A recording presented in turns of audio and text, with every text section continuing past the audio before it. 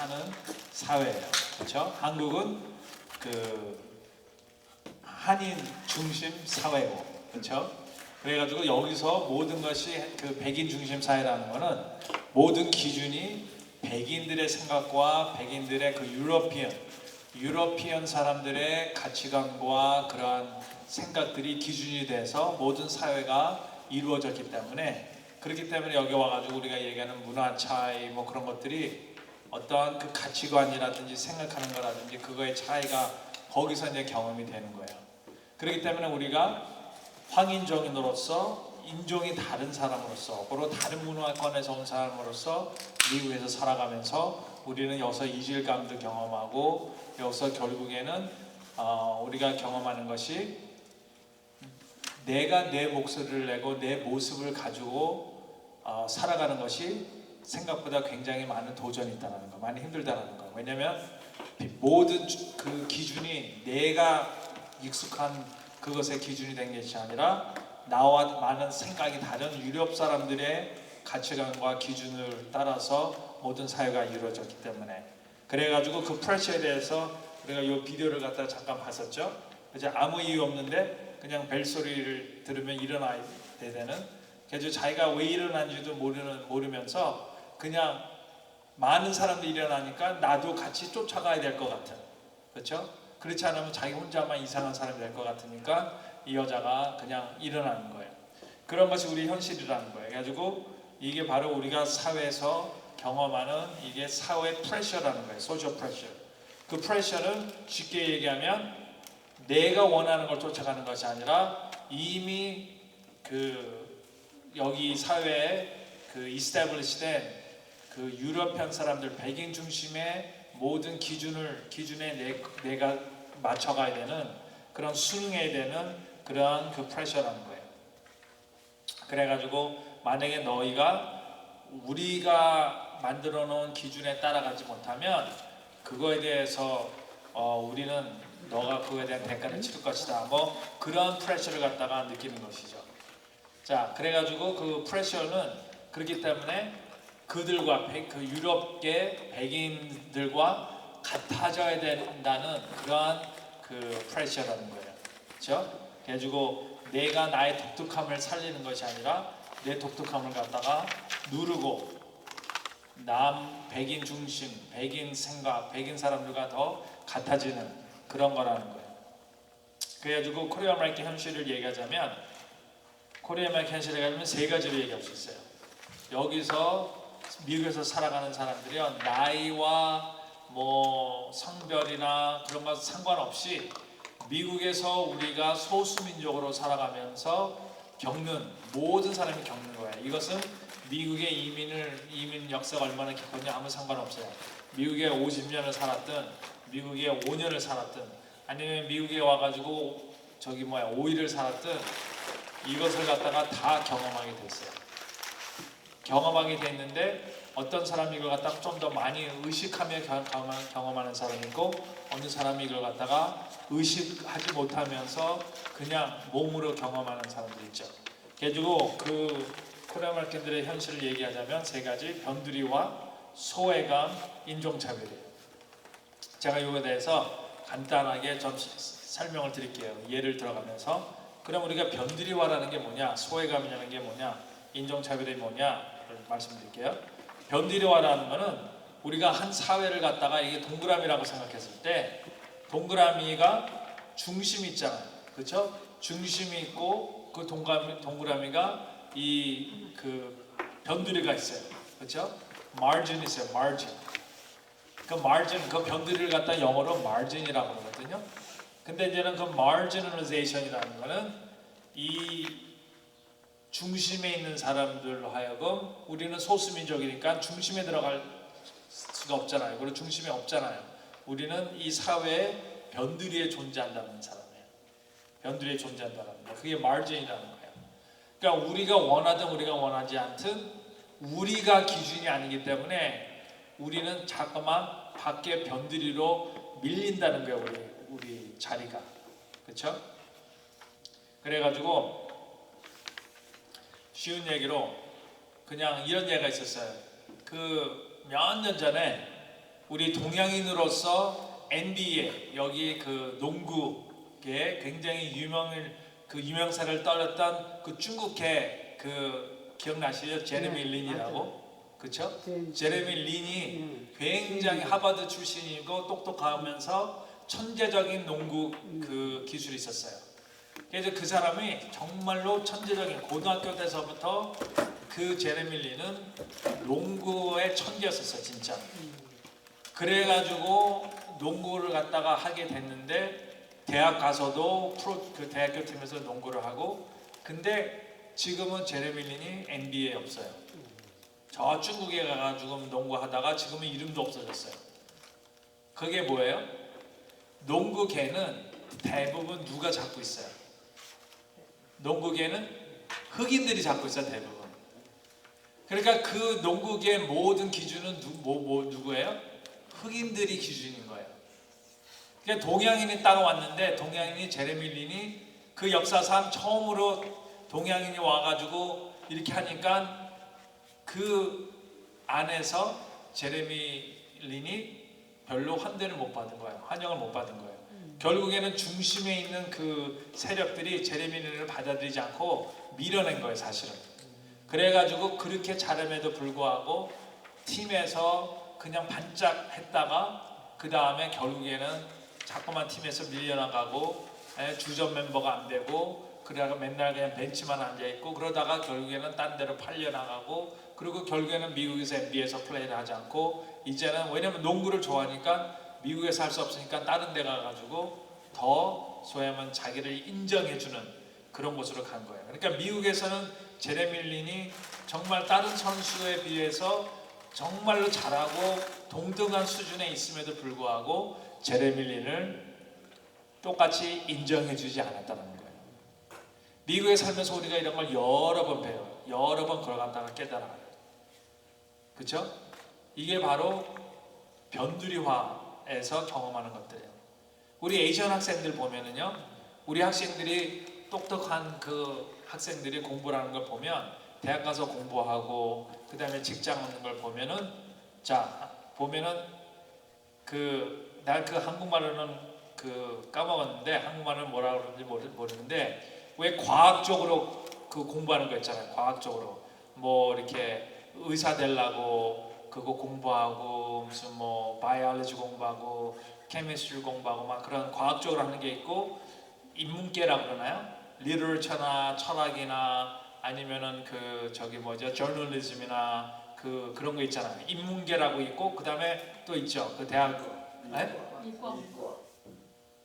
이과. 네, 이과가 있어요. 자 보세요. 우리 여기서 자라난 우리들의 자녀, 손자, 손녀들 보면 대학 가가지고 대학의 메이저, 대학의 전공을 택할 때 이과가 맞나요? 인문계가 맞나요? 이과가 훨씬 더 많아요. 자, 그랬을 때 이과가 왜 많을까요? 그것을 자연스럽게 그게 더 잘해서? 그게 아니고, 대부분 이유는요, 이과를 갖다가 선택했을 때 거기서 인종차별을 갖다가 겪는 그 소위 하면 가능성이 거기가 훨씬 더 낮아요. 뭐냐면 과학은 과학이잖아. 과학은 어떠한 사람의 의견과 상관없이 연구해가지고 그 연구가 계속 연구하는 결과가 똑같으면 인정받는 거예요. 무슨 말인지 아시죠? 수학이라는 거는 정답이 하나밖에 없어. 그러니까 그 사람이 황인종이든 백인이든 아니면은 흑인이든 그 답만 맞추면 실력이 인정받는 거예요. 근데 서보세요. 내가 정치학 공부했어. 아니면 문학을 공부했어. 그래가지고 내가 그쪽으로 이렇게 뭐를 하려고 했을 때 그것은 정답이 없는 거잖아요. 거기서는 누군가의 인맥도 필요하고, 그것이 어떠한 그 객관적인 수준에서 그 사람의 실력이 인정받는 것이 아니라, 누가 그 사람의 그 일을 갖다가 검토하고 이밸류에이트하고 그냐에 따라서 굉장히 많은 차이가 있을 수 있다는 거예요. 그리고 전혀 그런 백그라운드 없는 사람이 내가 정치하겠다고 딱 나왔을 때, 정치 같은 거는요, 자가 힘으로 할 수 있는 게 아니에요. 항상 어떤 커넥션이 있어야 되고, 지지를 얻어야 되고, 그런 걸 해야 되는데 동양인으로서 와가지고 백인들의 투표를 얻는다고 하는 것은 백인들보다 어떻게 해요? 더 열심히 뛰어야 돼요. 그렇죠? 더 열심히 해야 되고 훨씬 더 길이 더 험난하다는 거예요. 거기서 성공을 하고 뭐를 한다는 그 자체가. 그러나 의사가 되고 내가 수학 뭐 연구가 되고 엔지니어가 되고 뭐 그런 거는 그런데 좀 덜 영향을 받는다는 거예요. 이과는. 왜냐하면 객관적인 거 가지고 얘기를 하는 거기 때문에 누가 했든 간에 대답이 수학에선 딱 하나야. 그것만 맞추면 되는 거야. 그리고 모든 연구 같은 것도 실험을 해가지고 실험의 그 결과가 계속 리핏 반복되면서 똑같으면 그 연구가 인정받는 거예요. 그게 우리가 중심을 이루지 않았기 때문에 우리는 항상 우리가 성공을 하려고 해도 때로는 정말로 그런 생각을 안 할 수가 없죠. 이거 내가 인종차별 받는 게 아닌가. 그렇죠? 나를 갖다가 차별대우 해가지고 내가 열심히 하고 이렇게 했음에도 불구하고 항상 내가 그런 의심을 받게 되는. 왜 그래요? 이 사회에 우리가 중심에 없기 때문에 그래요. 변두리에 있기 때문에 변두리. 그래가지고 이제는 그 변두리에 있다는 거는 미국에 많이 오래 살아도 one of us, 너는 우리와 같은 우리 중에 한 사람이야. 그렇게 위라고 이렇게 생각하지 않는다는 거예요. 그냥 또 다른 예를 드릴게요. 그 다음에 이제는 이거는 에일리어네이션 얘기할 때 말씀드릴게요. 그래가지고 그 하나는 마르지널리티아 변두리와 그 다음에 두 번째는 소외감이라고 그러죠. 소외감, 에일리어네이션.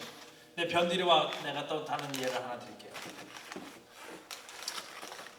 만약에 여러분 독일에서요 어느 사람이 남자가 미국에 한 번도 오지 않은 사람이에요.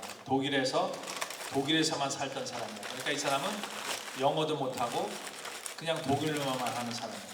근데 이 사람이 어저께 JFK 공항에 도착해가지고 이제 미국에 왔는데 마나탄을 갖다 걸어다니는 거예요. 마나탄을 갖다가 그냥 구경하러 온 거예요. 그랬을 때 이 독일 남자가 이제는 독일 사람같이 뭐 이렇게 머리도 블란드고 그럴 거 아니에요. 그렇죠? 그래서 블란드하고 그 백인 남자가 마나탄을 걸어다녀요. 어저께 와가지고 완전히 여행자. 이 사람은 영어도 못해. 근데 이 사람이 길을 걸어가면서요 말을 한마디 안 하고 그냥 그대로 조용히 길을 걸어가고 식당에 들어가고 아니면 쇼핑센터 들어가면 그 사람을 바라보는 식당에서 일하는 사람이나 아니면 길가에서 마주치는 사람들이 그 독일 사람을 보고 뭐라고 생각할까요? 저 사람은 미국 사람이라고 생각할 거예요. 그렇죠? 근데 여기서 2대 3대째 살아가지고 이제 우리 손자 우리 애들이 뉴욕시를 가가지고 뉴욕시를 구경하러 다니는 거예요. 그럼 여기서 아무리 오래 살아도 이 사람들 눈에는 뭐라고 생각했어요? 저 사람은 투리스트라고 생각할 거예요. 여행자. 무슨 말인지 아시겠어요? 지금은 이제 하도 동양인이 많이 사니까 그게 조금씩 이제 변해가긴 하지만 10년, 20년, 30년 전에는 딱 오면은 저 사람은 여행자라고 생각하는 거예요.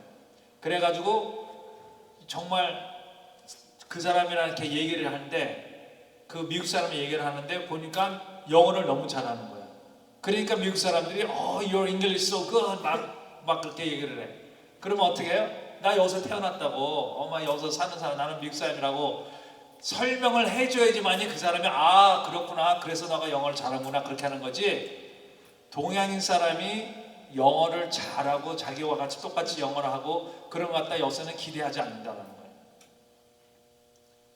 우리에게 있어서 우리 한국 사람들에게 있어서 어떤 그 레이시즘이나 디스크리미네이션이나 그런 거는 그 언어는요 우리에게 있어서는 옵션이 아니에요. 우리에게 있어서는 이게 소위 말하면 우리가 그냥 추수하고 그런 게 초이스가 아니에요. 이거는 아무리 우리가 영어를 갖다가 잘해도 우리는 제일 먼저 미국 사람 눈에는 미국 사람으로 보이지를 않고 외국인으로 보인다는 거. 우리가 설명을 해줘야지 우리가 미국 사람이라는 걸 미국 사람들이 알게 돼요. 근데 외국에서 온 독일에서 온 어떤 그 독일계 사람들은 여기 와가지고는 자기들이 그냥 조용히 말만 안 하면 영어를 하자고 가만히 있으면 겉으로 봤을 때 그냥 미국 사람들은 저 사람 미국 사람이라고 생각하는 거예요. 무슨 말인지 아시겠어요? 예? 이게 어떤 인종이라는 것이 우리에게는요 선택권이 없어요. 우리는 무조건 좋든 싫든 외국인들은 먼저 보여줘요. 이 미국 사람들한테는. 근데 유럽에서 온 사람들은 인종이라는 레이스라는 것은 자기가 원할 때 그 레이스라는 카드를 꺼내가지고 이렇게도 사용할 수 있고 저렇게도 사용할 수 있어요. 자, 그래가지고 소외감, 변두리와 인종차별의 경험, 이 소외감, 변두리와 인종차별의 경험은요 정말로 우리가 여기서 살아가면서 수백 번, 수천 번, 수만 번, 수십만 번 경험을 하는 거예요. 우리가 알게 모르게. 제가 지난번에 아마 이거 말씀드렸을 거예요. 여러분들 텔레비를 탁 보잖아요. 그럼 텔레비 볼 때마다 모든 텔레비에서 나오는 사람들이 대부분 뭐예요? 90% 이상, 95% 이상은 다 백인 아니면 흑인들이에요. 그렇죠? 우리 동양인들은 보이지가 않아요. 만약에 여러분들 그 텔레비에서 화장품 선전에 나왔어요. 지난번에 말씀드렸듯이 화장품 선전하는데 화장품 선전하려면 모델이 있어야 되잖아요. 그럼 그 모델의 모습이 뭐야? 우리 한국 같은 사람일까요? 아니면 백인일까요? 대부분 백인이에요. 그럼 생각해 보세요. 어렸을 때부터 자라면서 여기서 자라나는 우리 딸들이 아니면 손녀들이 텔레비를 켰을 때, 그리고 우리 모든 사람들이 텔레비 켰을 때 텔레비에서 주는 아름다움이라는 이미지의 기준이 나와 우리와 같이 쌍꺼풀 없고 동양 이렇게 눈 작고 이렇게 동양 한국 사람의 얼굴이 아니라 굉장히 서구적으로 생긴 사람들의 얼굴이 늘 나온다는 거예요. 그럼 우리도 모르게 무의식적으로 아름다움의 기준이 어떻게 되는 거예요? 그 얼굴이 아름다움의 기준이 되는 거예요. 무슨 말인지 아시죠? 왜 우리가 언제부턴가 쌍꺼풀 수술을 갖다가 하면서 쌍꺼풀을 사람들이 많이 좋아하게 됐어요? 이 세상에서 왜 쌍꺼풀이 있는 눈이 쌍꺼풀이 없는 눈보다 아름답다고 생각하는 그 생각은 어디서 나왔을까요? 누가 심어준 생각일까요? 그렇죠? 그리고 여러분들 자동차를 보세요. 제가 자동차 선전을 할 때요, 그냥 보통 자동차가 아니라 제일 비싼 자동차들, 뭐 머세디스 벤츠나 BMW나 그런 거 선전할 때 우리가 중요시 받아야 될 것 중에 하나는 자동차만 보는 게 아니라요, 그 자동차를 누가 운전하고 있느냐를 봐야 돼요. 근데 생각해보세요. 우리 벤츠와 머세디스 벤츠라든지 BMW, 그걸 한국계 이렇게 오면은 우리 한국 사람들 좋은 자동차 타는 거 좋아하잖아요. 그러면 대부분 한국 사람들이 정말 차 좋은 거 탄다 그러면 대부분 다 BMW, 벤츠, 렉서스 다 그 정도예요. 그렇죠? 근데 그 선전을 할 때 미국에서 그 자동차 선전할 때 동양인이 운전대에서 운전하는 거 보셨어요? 없어요. 대부분 그런 자동차 선전할 때 운전하는 사람들 보면 대부분 백인들이에요. 그리고 오바마 대통령이 된 다음에 그 다음에 변한 거가 운전자들을 보니까 흑인들이 가끔 나오더라고요. 제가 말씀드리는 거는 눈에 보여지는 것이 무엇이냐에 따라서 우리의 생각이 변한다는 거예요.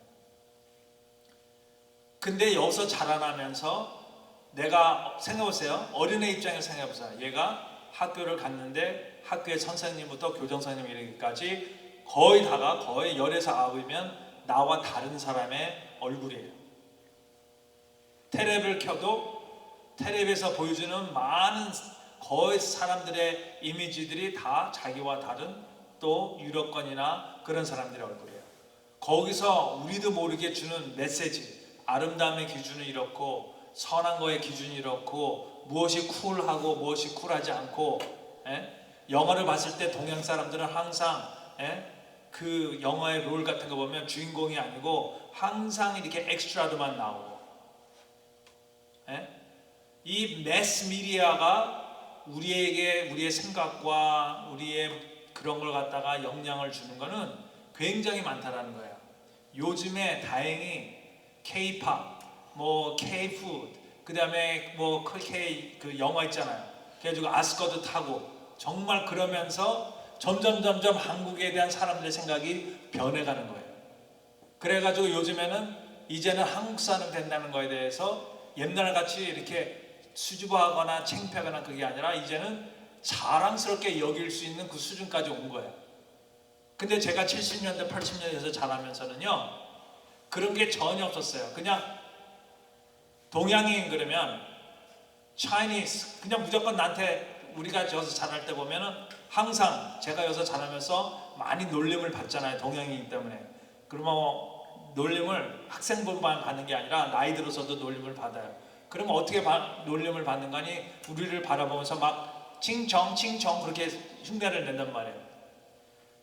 외국 사람, 미국 사람들 눈에는 한국 사람이냐 일본 사람이냐 중국 사람이 it doesn't matter. 그냥 에이전으로 그냥 무조건 차이니스야. 칭청 하면서 그렇게 70년대 80년대 사실은 그렇게 우리 외국 한국 차이나 그러면 가난하고 찌질 못 살고 그리고 무식하고 그런 이미지가 굉장히 강했어요. 그러면서 영화 같은 데 보면 솔직히 영화 같은 데 보면 동양인 사람들이 정말로 주인공 롤로 나오는 거가 주인공의 그러한 그 캐릭터 나오는 거가 거의 없었어요. 그러니까 영화를 봐도 텔레비를 봐도 어디를 가도 우리 코리안이라는 이 한국 사람의 이미지는 중심에서 보여지는 게 아니라 항상 변두리. 그리고 항상 그 코리안이라는 것은 신기한 나라. 그래가지고요, 제가 이런 일이 있었어요. 이건 진짜 제가 세미나를 하는데 어떤 사람이 그 젊은 그 20대 후반 그때 이제 직장을 갔다가 막 월스트리트 같은 데서 좋은 직장 가지고 있는 친구가 있는데 그 친구가 젊은 친구가 세미나를 듣고 저한테 와서 그런 얘기를 하는 거예요. 내가 직장에서 일을 하는데 좋은 직장이에요. 근데 자기가 생각하기에 그 학생은 여기서 자라났거든요. 자기가 자기를 생각했을 때는 나는 미국 사람보다 더 미국적이라고 생각한다.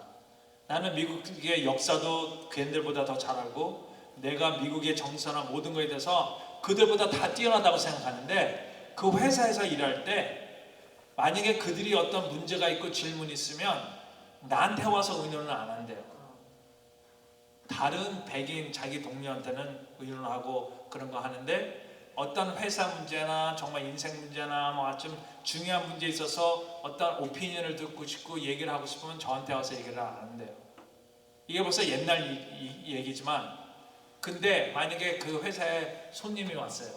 어떤 그 바이어가 왔어. 아니면 누가 왔는데 그 회사에서 그 사람을 갖다가 좋은 음식점을 좀 소개시켜주고 싶은데 거기 돼가지고 대접을 좀 하고 싶은데 그 메뉴가 우리가 저 사람 좀 재패니스를 좀 사주자 아니면 좀 차이니스를 사주자 그러면 그 식당을 갖다가 고르는 데 있어서 그때 자기한테 온대요. 어느 재패니스 레스토랑 어느 식당 가면 맛있냐고. 어떤 그런 거에서만 자기가 어떤 중요한 그때 자기한테 와가지고 물어보지 어떤 진짜 미국의 이 사회나 회사의 중요한 일에 대해서는 자기를 갖다가 동등한 위치로 바라보지 않는다라는 거죠. 그러면서 자기의 그 경험을 갖다가 시한 게 기억이 나는데 그게 바로 그것도 소외감이에요. 그러니까 우리는 여기서 자라나면서 그런 경험들이 사실은 저 같은 경우는 엄청나게 많이 한 거죠. 나도 그걸 갖다 경험을 많이 하는데 뭐 우리가 왜 보잖아요. 만약에 뉴욕을 갖다 가는데 뭐 뉴욕에서 세계 박람회를 한다. 그러면은 이제 빌딩에 있는 여러 나라의 국기들이 짝짝짝 달려져 있잖아요. 그러면 우리는 어떻게 해요? 우리는 그 딱 갔을 때 여러 국기들이 있으면 우리는 거기서 제일 먼저 뭐를 보죠? 뭐를 찾죠? 우리는 한국 국기가 있나 없나를 먼저 볼 거 아니에요. 어디 가면은 그쵸? 그러면 한국 국기를 보고 만약에 한국 국기가 있으면 우리는 기분이 좋아요. 한국 국기가 있네. 됐어. 근데 한국 국기가 빠졌어. 일본 것도 있고 중국 것도 있고 뭐 다른 나라 거 다 있는데 한국 국기가 없어요. 그럼 여러분들 기분이 어때요? 아이씨 이거 또 뭐야? 이거 왜 한국 국기를 빼먹었어? 거기서 나름대로 또 섭섭함을 느낄 거 아니에요. 무슨 말인지 아시죠? 거기서 우리가 느끼는 감정이 바로 소외감이라는 거예요. 우리가 소외당했다는 거예요. 근데 이런 경험이 우리는 그런 걸 느끼지만 여기서 자라면서 자라는 꼬마들, 아이들 이런 것들 이렇게 자라면서 그런 거 봤을 때는 맨 처음에는 몰라요. 그 느낌을 자기가 느끼는데 그 느낌이 어떤 느낌인지 몰라. 여기서 자라면서 이거 갖다 수천 번, 수만 번 이렇게 경험하다 보면 그 경험들이 결국에는 어떤 내가 나를 바라보는 나의 self-esteem, 나의 자존감이나 나를 바라보는 그 시선에 영향을 준다는 거예요. 그래가지고 그 결과가 저조한 자존감과 약한 정체성이라는 거예요.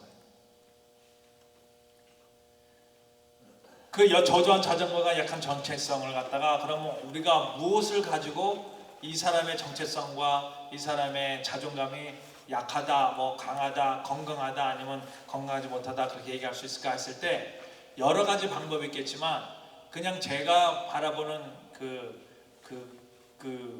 방법 중에 하나는 이거예요. 다르다라는 걸 갖다가 어떻게 해석하냐는 거예요. 다르다. 자, 우리가 생긴 것도 다르죠. 우리가 문화도 다르죠. 또 우리 부모님이나 우리가 소야만 우리 부모님 시대가 썼던 언어도 다르죠. 가치관도 다르죠. 그렇죠? 그 다르다는 것 갖다가 우리는 어떻게 해석하느냐에 따라서 그 사람의 정체성이 얼마큼 잘 형성되어 있는지, 자존감이 높은지 낮은지를 알게 된다는 거예요. 근데 그 자존감이 낮은 사람, 정체성이 약한 사람은 그 다르다는 걸 갖다가 어떻게 생각하는 거니? 그 다르다는 것을 데피시트로 이해를 해요. 아니면 문제라고 얘기를 해요. 문제. 그리고 더 나아가서는 그걸 갖다가 shame, 수치라고 이해를 하는 거예요. 무슨 말인지 아시죠? 그래가지고 어떠한 내가 문화적으로 먹는 음식도 다르고 언어도 다르고 가치관도 다른데 이런 것들이 참 내가 이렇게 숨기고 싶은 것들이 되는 거예요. 숨기고 싶은 것들이. 근데 자존감이 높은 그리고 정체성이 잘 형성된 사람은 우리가 다른 것들, 다른 문화와 다른 가치관과 다른 생각과 다른 풍습과 이 모든 것들을 갖다가 문제요 수치라고 생각하지 않고 그것을 갖다가 독특하거나 개성이 있다고 생각을 하는 거예요. 이게 키 디퍼런스예요. 그러니까 우리가 정말로 여기서 미국 사람들이나 이 미국 백인 중심 사회 속에서 살아가면서 우리가 경험하는 정말 여러 가지의 그 차이점들을 갖다가 그걸 갖다가 우리가 될 수 있으면 숨기고 싶은 어떤 창피한 것들을 생각하느냐 아니면 그걸 갖다가 어떤 독특하고 우리의 개성, 우리의 소금 맛이라고 생각하느냐라는 거예요.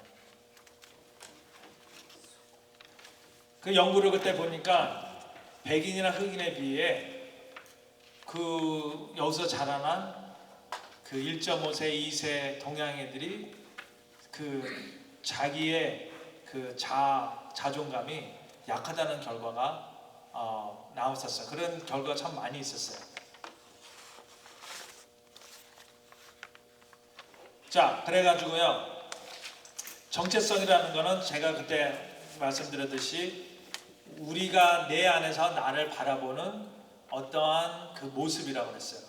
그렇죠? 그 모습은 시간이 흘러도 변하지 않는 그 나의 모든 그 전체적인 그 모습이 sum of self perception이라고 했거든요.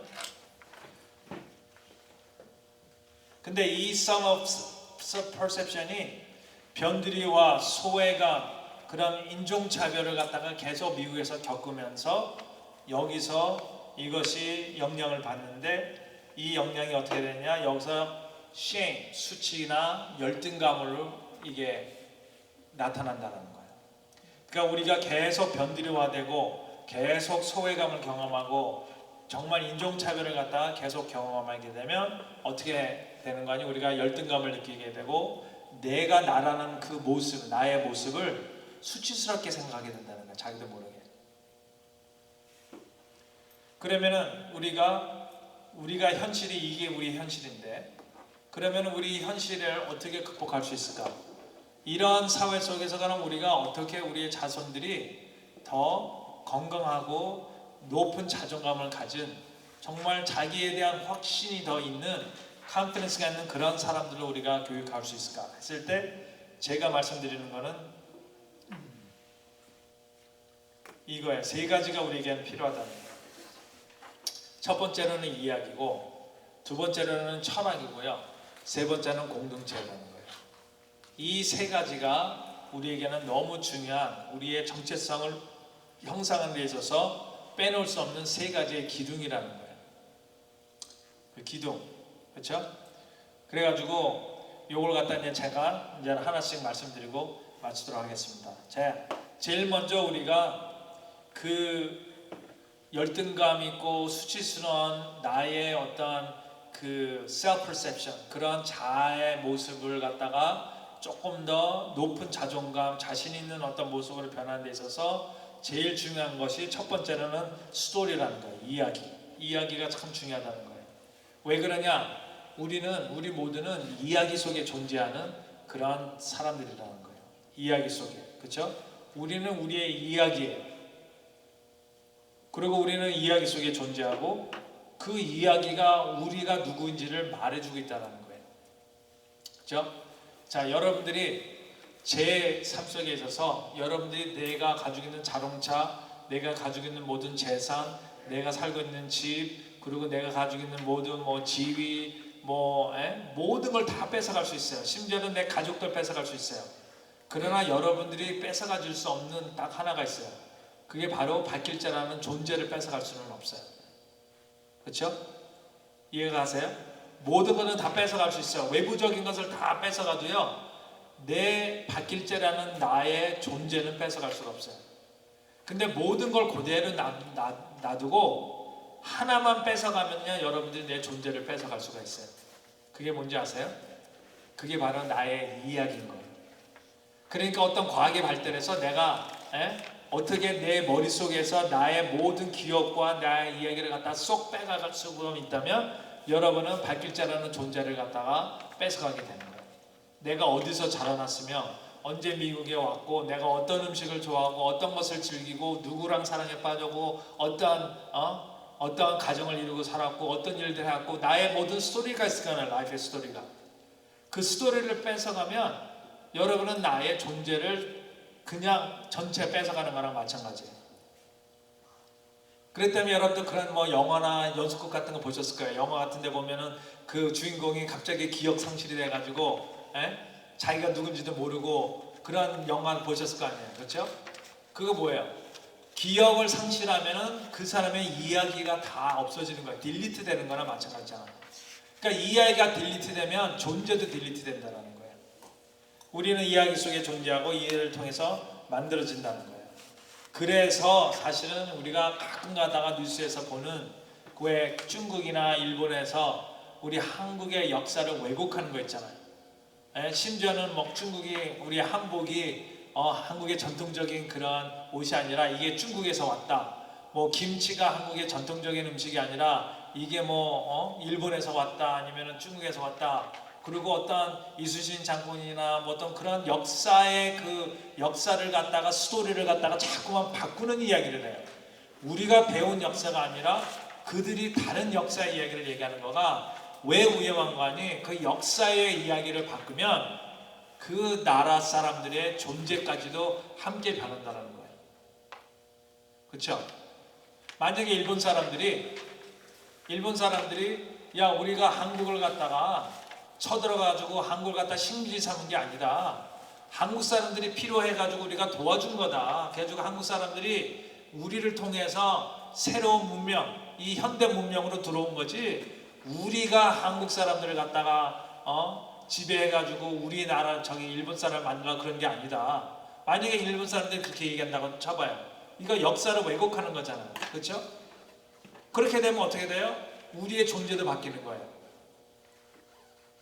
우리의 존재도 바뀌는 거고 유관순이나 3.1조 운동했던 거는 결국에는 우리의 해방을 위해서 싸운 게 아니라 우리를 도와주려고 하는 나라에 우리가 대적한 거가 잘못된 거가 된 거죠.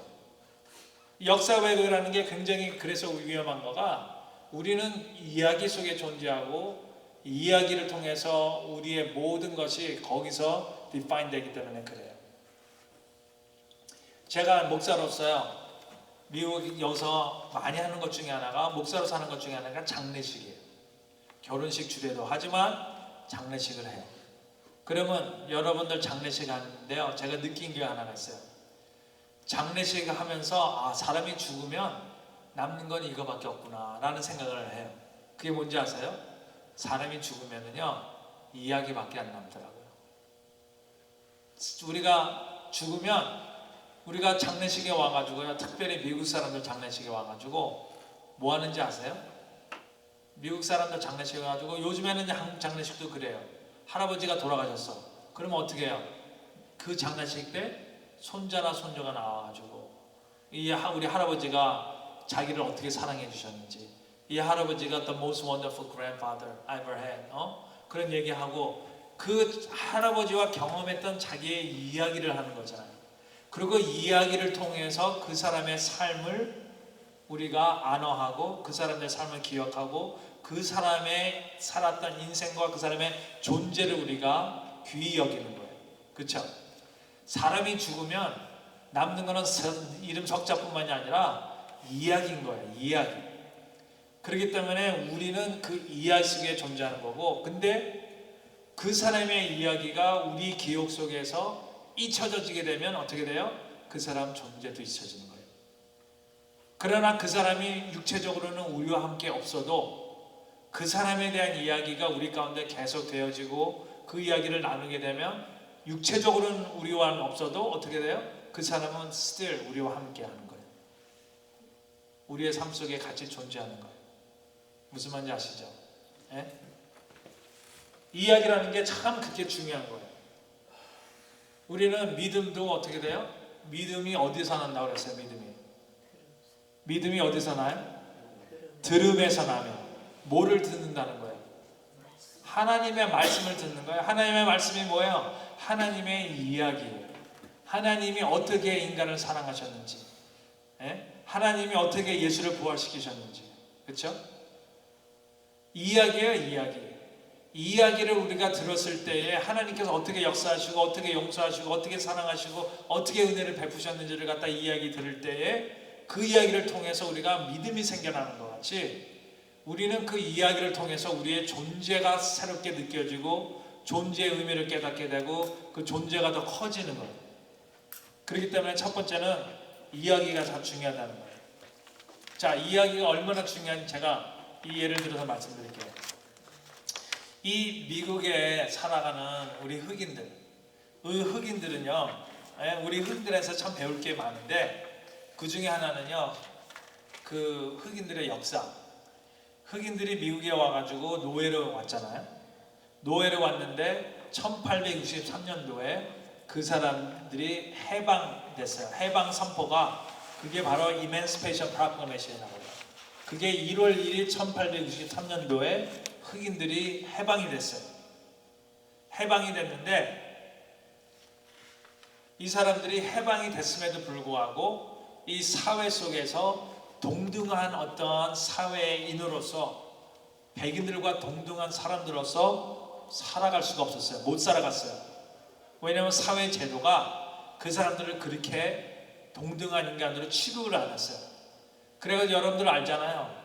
그 1950년, 60년대까지만 해도 어떻게 됐어요? 버스를 탔을 때 흑인들이 앉는 자리가 있었고 백인들이 앉는 자리가 있었고, 화장실을 가도요, 흑인들이 들어갈 수 있는 화장실이 있고 흑인들이 못 들어가는 화장실이 있었어요. 흑인들만 사용해야 되는 화장실이 있고 흑인들이 들어갈 수 없는 화장실도 있었고, 모든 사회가, 학교도 흑인들이 갈 수가 없고 백인들만 가는 학교가 있었고 흑인들은 흑인들만 가는 학교를 가야 되는 거예요. 그러니까 모든 사회의 기준이 동등한 어떤 해방을 단 사람들로서 동등한 어떤 시티즌으로, 시민으로 살아가는 게 아니라 이런 어떤 이중적인 그 기준이 다 있었던 거예요.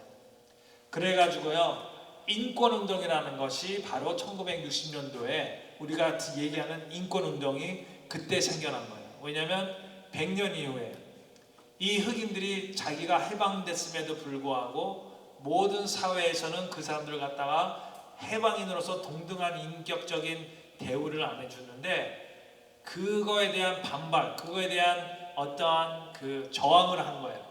야, 우리도 동등한 인간이다. 우리도 권리가 있어야 되고, 인격적으로 우리는 취급받아야 된다 해가지고 그거 운동을 한 게 바로 인권 운동이라는 거예요. Human Rights Movement예요. 우리에게도 인권을 달라. 우리에도 그런 권리가 있다. 우리도 당신과 똑같이 해방받은 어떤 자유인이다. 그래가지고 그 운동을 한 거가 1960년도에 있었던 거예요. 근데 60년도 그 운동이 막 되어져 할 때, 그때 1977년도예요. 여러분들 봤는지 모르겠어요. 저는 여기 와가지고 그때 7학년인가 그랬거든요. 그래가지고 그때 6학년? 7학년 루츠라는 이 뿌리라는 드라마 보셨어요? 이게 아마 한국에서도 보여줬을 거예요. 이거 쿤타킨테, 쿤타킨테가 이제 주인공이에요. 이걸 갖다가 보여준 거예요. 자, 루츠라는 거는 뭐예요? 뿌리라는 거는 이 흑인 사람들이 자기들의 인권을 갖다가 위에서 투쟁을 하면서 싸우면서, 그리고 자기들이 이 사회에서 정말로 존중받는 인권을 가진 사람들로서, 동등한 시민으로서 자기들의 자리를 찾아갈 때에 그 운동을 벌이면서 1970년도에 나온 드라마예요. 근데 그 드라마가 뿌리라는 제목을 가졌어요. 뿌리. 그게 뭐예요? 이 사람들이 그 인권 운동을 하면서 함께 했던 거가 뭔가니 자기들의 이야기를 다시 나눈 거예요. 그 얘기를 갖다가 좋은 얘기만 낸 게 아니라 어떻게 자기들이 미국에 오게 됐는가, 그 뿌리의 이야기를 갖다가 시작하면서 자기들의 그 흑인의 역사 이야기를 갖다가 드라마를 만들어가지고 이걸 갖다가 일주일 동안 보여가지고 전 세계 1.3 빌리언 사람들이 1,003억의 사람들이 이 드라마를 보게 된 거예요. 이거 우연일까요? 저는 우연이라고 생각하지 않아요. 흑인 사람들이 자기들의 인권 운동을 하면서 했던 제일 중요한 그 일 중에 하나가 자기들의 이야기를 자기의 입으로 한 거예요. 그랬을 때 보세요. 이 사진에 보면 맨 처음에 미국에 올 때 저런 모습으로 왔다는 거야. 여기 쇠사슬 묶여가지고 노예로 온 거야. 사실 우리가 겉으로 보면, 표면적으로 보면 얼마나 수치스러운 모습이에요. 그렇죠? 그때 여기서 어른들만 보는 게 아니라 여기서 그때 있었던 학생들도 볼 거 아니에요. 내 자식들도 볼 거 아니에요. 그럼 자기 자식들한테 야, 우리의 조상이 저런 모습으로 이 미국에 왔다. 생각해보면 굉장히 수치스러운 일이에요. 그렇지만 흑인들은 아니야, 수치스럽다고 이 얘기를 갖다가 안 할 수는 없어. 우리가 이 얘기를 함으로써 우리는 정말로 우리가 누군지 알게 되고 우리의 존재를 갖다가 우리는 다시 우리가 세울 수 있어. 그래가지고 이 사람들이 이 드라마를 갖다가 이렇게 만든 거예요. 그렇죠? 이게 수치스럽지만 이 이야기를 하지 않으면 우리는 우리가 될 수 없었다는 거예요. 자, 그래가지고 이 아프리칸 아메리칸 역사를 보면은요, 이 여기에 있는 흑인들의 역사는요, 억압의 역사라고 그래요. 억압의 역사. 이게 바로 History of Oppression이라고 해요. Oppression, 억압의 역사라고 있는데, 왜냐하면 처음부터 와가지고 흑인들은 노예로 온 거잖아요. 그러니까 처음부터 와가지고 계속 억압을 받으면서 살아온 거예요. 지금까지도, 오늘까지도 이 억압은 계속 이루어지고 있어요. 아직까지도요. 아직까지 여러분들 KKK라고 아시죠? 그 백인주의자들 KKK 해가지고 하얀 모자 쓰고 하얀 옷 입고 옛날에 흑인들 잡아다가 막 이렇게 목 매달아 죽이고 불에 태워 죽이고 그런 사람들 있어요. 백인주의자들. 그 사람들은 이 모든 나라에서 백인 외에 다른 사람들은 다 없어져야 된다고 생각하는 사람들이야. 근데 KKK라고요, 그 사람들이요 아직까지도 존재해요. 남부 뉴저지가 KKK의 소위 수도예요. 수도. 그렇기 때문에 그 흑인들의 역사는요 억압의 역사인데, 억압의 역사를 갖다가 학자들이 얘기할 때 두 가지 억압을 얘기해요. 하나는 그 영혼, 마인드와 human spirit이에요. 그들의 영혼과 그들의 정신, 정신의 억압, 그 영혼의 억압이에요. 그 정신의 억압이 뭐냐? 그냥 쉽게 얘기하면 정신의 억압은요, 뭔가니 백인들, 흑인들 향해서 그러는 거야. 너희들은 가망이 없어. 너희들은 소망이 없어. You're no good. 너는 머리가 머리도 똑똑하지 않고 너는 할 수 있는 게 없어. 그냥 너는 그냥 우리와 달라. 너는 수준이 낮은 사람들이야. 그런 식으로 계속 메시지를 준 거예요. 그래가지고 옛날에 영화를 보면 이건 다 뭐 영화를 갖다가 연구하는 사람들 다 보면은요, 옛날에 나온 영화들을 보면은 흑인들은 대부분 다 어떻게 돼요? 안 좋은 역할로 다 나온 거예요. 자, 여러분들 생각해 보세요. 제가 간단한, 여러분들이 정말 릴레이트 할 수 있는 내가 예를 드릴게요. 여러분들이 밤에 저 뉴욕 여러분들 집 동네나 아니면 뭐 여러분들이 밤에 길을 걸어가고 있어요. 근데 길을 가고 있는데 저기서 보니까 누가 걸어가고 있어. 근데 저기서 걸어오는데 보니까 흑인 남자야. 옷도 좀 허름하게 입었고 흑인 남자가 걸어오고 있어요. 여러분들 기분이 어떠세요? 기분이 아무렇지도 않나요? 아니면 조금 내가 조금 염려가 된다든지 걱정이 된다든지, 에? 그렇죠? 특별히 여자분들, 흑인이 저 딱 와, 그냥 섬찟할 거 아니에요, 그렇죠? 근데 저기서 걸어오는데 흑인이 아니고 백인이에요. 백인이 걸어와. 그러면은 흑인들을 봤을 때 같은 느낌일까요? 아니면 그래도 조금 안심을 할까요? 조금 안심하실 거예요, 그렇죠? 자, 보세요. 그 사람이 누군지도 몰라. 한 번도 얘기해 본 적도 없고 누군지도 몰라. 토탈 스트레인저예요. 근데 인종이라는 것 때문에 흑인을 딱 봤을 때 우리는 섬찟할 수밖에 없어요. 근데요, 어떻게 그런 생각이 우리 속에 왔을까요? 왜 우리 마음속에 흑인을 보면 섬찟할까요? 여러분들 흑인 몇 명이나 알고 계세요? 몇 명이나 얘기해 보시고 알고 계세요? 우리는 전혀 아는 거 하나도 없어. 근데 그냥 괜히 섬찟해. 그게 왜 그런지 아세요? 그게 바로 매스미디어의 힘이에요. 우리가 뉴스를 볼 때마다, 뭐 영화를 볼 때마다, 뭘 할 때마다 범죄가 있는 곳에 항상 흑인의 모습이 보여진 거야. 그러니까 우리도 모르게 흑인들 그러면 안 좋은 생각부터 드는 거야. 근데 백인 중심 사회에서는 어떻게 돼요? 백인 중심 사회에서는 누구를 제일 부각시켜요? 백인을 부각시키는 거야. 백인이 똑똑하고, 백인이 제일 우선이고, 백인이 제일 힘있고, 백인이 더 부각되고, 부각됐을 때는 좋게 부각을 시키겠죠. 그러니까 백인을 봤을 때는 그런 생각이 안 드는데 흑인을 봤을 때는 벌써 안 좋은 생각부터 드는 거예요. 이건 제 진짜 고백이에요. 제가 회개했던 어떤 계기가 있었어요. 그게 회개했어요, 회개. 그리고 이게 고백이야.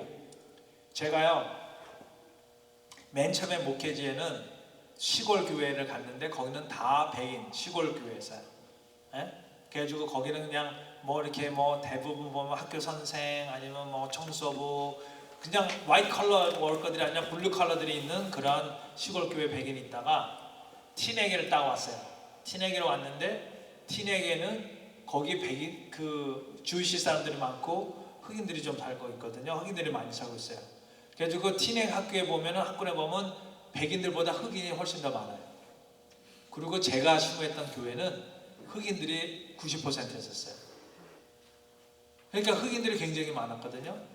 근데 제가 그 교회 딱 와가지고 첫 해에 우리 아이들이 축구를 굉장히 좋아했어요. 그래가지고 우리는 축구 집안이에요. 축구 집안. 하여튼간 아이들이 중고등학교 때는 축구 엄청나게 대회 나가고, 그 다음에는 대학교 가서도 축구하고 축구 집안인데, 그때 아이를 갖다가 이제는 축구 팀에, 이제는 그 티넥 팀에 그 들어가가지고 축구 연습을 갖다가 데리러 갔어요. 연습을 딱 갔는데 거기도 보면은 흑인이 거의 없어요. 대부분 다 축구하는 사람들 보면 주이시 사람들, 주이시 아이들이고 대부분 다 백인들이야. 근데 그 흑인이 몇 명이 그래도 조금 있었는데 어떤 흑인이 딱 연습하러 오는데 그 부모가 흑인을 내려주는데 굉장히 제일 비싼 머세디스 벤츠를 타고 오는 거야. 그러니까 흑인이 머세디스 벤츠 타고 그 애가 딱 내려가지고 연습에 딱 오는 거예요. 그런데 제가 옆에서 이렇게 딱 보고 있다가 제가 벤츠 타고 오네. 제가 그런 생각이 들었어요. 제가 목사이면서도 벤츠 타고 오네. 저 아버지 마약하나? 에? 저 아버지 마약하나? 그렇게 생각이 드는 거예요. 먼저 무슨 일을 하길래 흑인이 저런 번벤츠도 조그만 게 아니라 완전히 그 뭐 제일 큰 8기통짜리.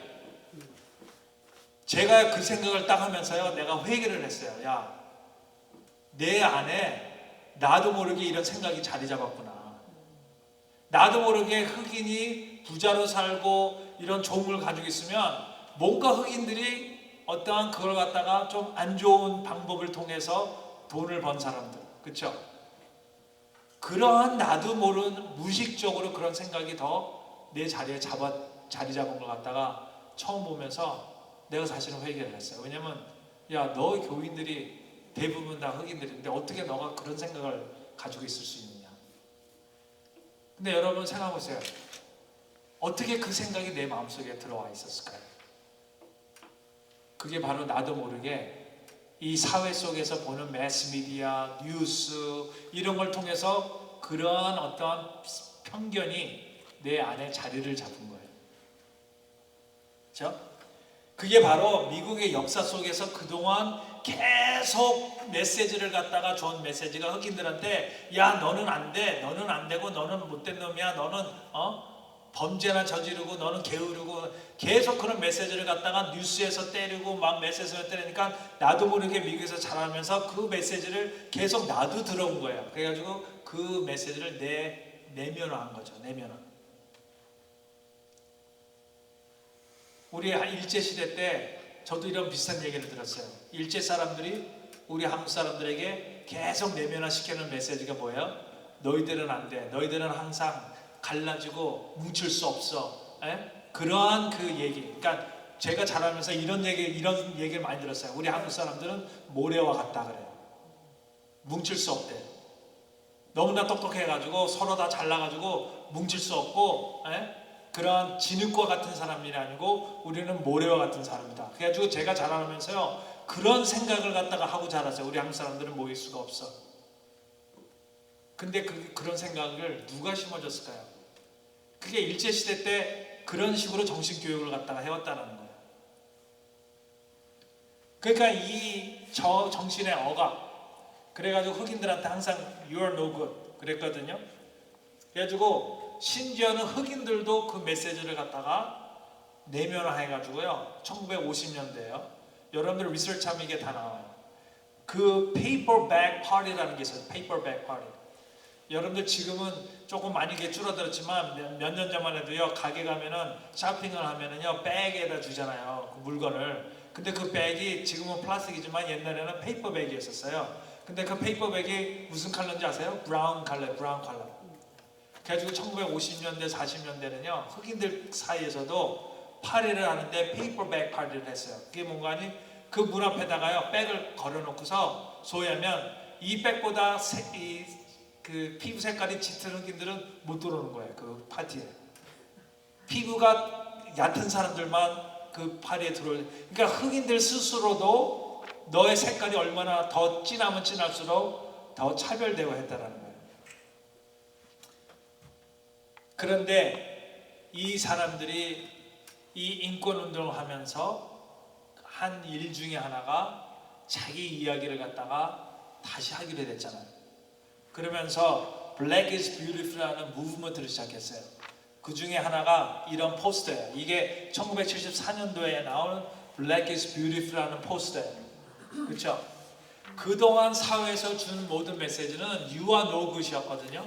그 억압의 메시지인데 이 흑인 사람들이 이 사회 속에서 자기의 자리를 찾아가는 과정 속에 이 사람들이 했던 것 중에 하나가 자기들의 이야기를 자기의 입으로 다시 하기 시작한 거예요.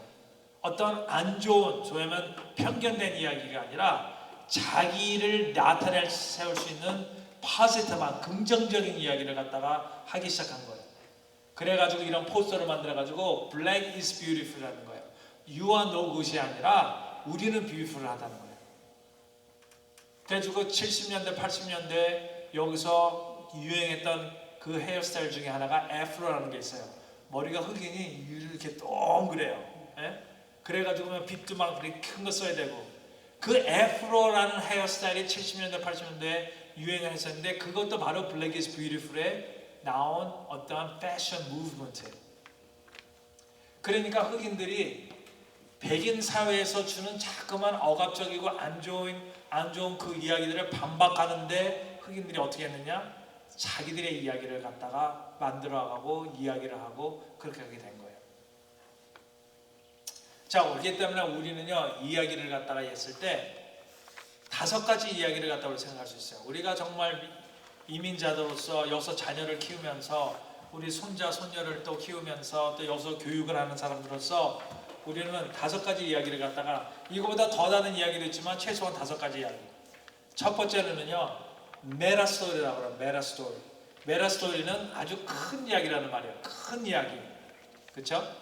큰 이야기. 자, 우리 여기 뉴저지 해켄색의 날씨가요. 날씨를 이해하려면요, 그냥 여기 있는 하늘만 봐서는 안 돼요. 그렇죠? 우리가 여기 날씨를 이해하려면 뭐를 봐야 돼요? 대기권을 봐야 돼요. 대기권. 대기권에서 지금 구름이 어떻게 움직이냐, 바람이 어느 쪽으로 부느냐, 그에 따라서 우리가 내일 비가 올 것이다, 뭐 3일 후에 비가 올 것이다, 날씨가 더울 것이다, 추울 것이다, 그런 걸 갖다가 여기 하늘을 보면 모르지만 대기권을 보면은 이해할 수가 있잖아요. 그렇죠? 날씨라는 것도요, 이런 큰 걸 봐야지만이 오늘 여기의 날씨를 이해할 수 있듯이 우리가 우리의 존재를 갖다 얘기하는 그 이야기를 할 때 우리는 큰 이야기를 갖다가 먼저 볼 줄을 알아야 돼요. 그래서 그 큰 이야기를 메타스토리라고 하는데 그것을 갖다가 또 다른 말로 하면 우리가 신앙적으로 말로 하면 하나님의 이야기예요. 믿음의 이야기예요. 그렇죠? 여러분들이 미국에 와서 살게 되는 거가 여러분들은 어떻게 생각하세요? 그냥 우연으로 미국에 와서 산다고 생각하세요? 여러분들이 미국에 온 거는 재수가 좋아서 그래가지고 미국에 와서 산다고 생각하세요? 여러분들 아니면 미국에 와서 사는 것이 하나님의 섭리가 있어서 섭리 가운데 하나님이 여러분들을 미국 땅으로 인도하셨다고 생각하세요? 무슨 말인지 아시죠? 우리가 생각할 때에 미국에서 우리가 살아가고 이 모든 것들이 그냥 우연의 일치 아니면 재수가 좋아서 아니면 우리가 어떤 선택을 잘해서 그렇게 해서 온 것이 아니라 우리의 모든 생각과 그걸 뛰어넘는 하나님의 어떠한 인도하심과 섭리가 있었기 때문에 우리가 미국에 와서 살 수 있었다는 거예요. 그런 메타스토리가 있어야 된다는 거예요. 여러분들 가정에, 여러분들 삶 속에 이런 메타스토리를 갖다가 나누어야 돼. 사실 여러분들이 가정 모임 했을 때 여러분들이 혹시 자녀들과 아니면 손자, 손녀들과 얘기를 나눌 때 이런 얘기를 해주세요. 야, 너희가 이렇게 온 거는 God blessed us. 하나님이 우리를 이렇게 여기서 살게 해주신 거야. 그냥 우리가 결정해서 온 게 아니라 우리는 모든 우리의 삶에 일어나는 거는 하나님의 큰 역사 속에서 우리의 삶, 우리의 인생의 이야기가 펼쳐지는 것이지 그거와 동떨어지게 그냥 우리의 스토리가 이렇게 인생 이야기가 펼쳐지는 게 아니야. 그런다는 것이죠. 그렇죠? 그래서 첫 번째로는 우리는 우리의 큰 스토리가 뭐냐? 우리를 인도하시는 하나님의 이야기가 뭐냐? 그런 신앙적인 입장에서 우리의 역사와 이야기를 이해할 수 있는 그 눈과 그런 이해가 있어야 된다는 거예요. 두 번째로는요, 히스토리의 역사. 이거는 우리 대한민국의 역사, 미국의 역사, 이 역사 속에 우리가 또 존재하잖아요. 그렇죠? 역사 속에 존재해요. 그러니까 우리가 이야기를 얘기할 때 그냥 우리 얘기만 하는 게 아니라 하나님의 이야기를 바라보고 그 다음에 세상이 돌아가는 이 역사의 이야기를 갖다가 바라보면서 그 안에서 우리의 존재를 갖다가 생각해야 된다는 거예요. 그 다음에 세 번째로는 공동체, our story예요. 커뮤니티예요. 이거는요, 우리의 가족 이야기예요. 우리 교회의 이야기예요. 우리의 공동체의 이야기예요. 그렇죠? 그러니까 우리가 얘기를 할 때 이 이야기를 또 잊어버리면 안 돼요. 여러분들 여기서 만약에 여러분들 가족 이야기를 할 때, 가족들이 모였을 때 여러분들 그거 혹시 아세요? 여러분들이 미국에 언제 오셨는지 미국에 오신 그 날짜가 있을 거 아니에요. 이민 온 날짜가 있을 거 아니에요. 여러분들 그 날짜를 기념하는 거예요. 사실은요, 굉장히 중요한 거예요. 저희는 1976년 9월 30일 날 노스웨스트 비행기를 타고 JFK 공항에 도착했어요. 그때 와가지고요, 그 공항에 내려와가지고 제일 먼저 마נ하탄 200가의 다이크먼 스트리트에 2층에 있는 2베드룸 아파트로 이민 가방을 갈고 처음 들어왔어요. 그때 아파트를 딱 들어오는 순간 아파트에서 이상한 냄새가 났어. 미국에서 맡을 수 있는, 한국에서 전혀 맡지 못했던 이상한 냄새, 그걸 갖다가 전 아직도 기억을 해요. 9월 30일 1976년도. 그래서 저희는요, 아직까지도, 오늘까지도 9월 30일 되면 저희들이 모여요. 근데 이제 가족이 흐트러져가지고 다 못 모이지만, 그때 되면 어머니 모시고 나가가지고 저녁 식사를 하고, 우리가 우리 아이들한테 이게 우리가 미국에 온 날이다. Fresh off the boat. FOB day다. 왜냐하면 이게 중요한 거가, 생각해보세요. 우리 박씨 가문, 우리가 제가 무한 박씨거든요. 무한 박씨 가문의 역사가 바뀐 날이에요. 만약에 저희들이 한국에 살았으면, 미국에 안 오고 한국에 살았으면요, 아마도 제가 다른 사람이 됐을 거예요. 제가 목사가 안 됐을 수도 있고, 제가 지금 다른 인생을 살아갈 수도 있고, 그리고 또 하나는 거기서 다른 사람을 만나 결혼할 수도 있었고, 그 다음에 더 나가서는요, 아마도 우리 박씨 가문은 다 한국 사람들만 있었을 거예요. 근데요, 그날 미국에 딱 왔어. 1976년도에 딱 와가지고 어떻게 됐어요? 적어도 우리 아버지 쪽의 박씨 가문은 새로운 역사가 시작된 거예요.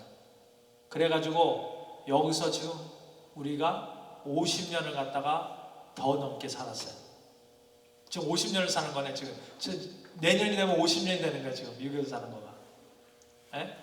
50년이 되는 거예요. 그러면 생각해보세요. 여기서 20년, 30년, 50년을 더 살다 보면 어떻게 됐어요? 우리 박씨 가문에 한국 사람이 아닌 외국 사람, 다른 인종의 사람이 들어올까요? 안 들어올까요? 들어오겠죠.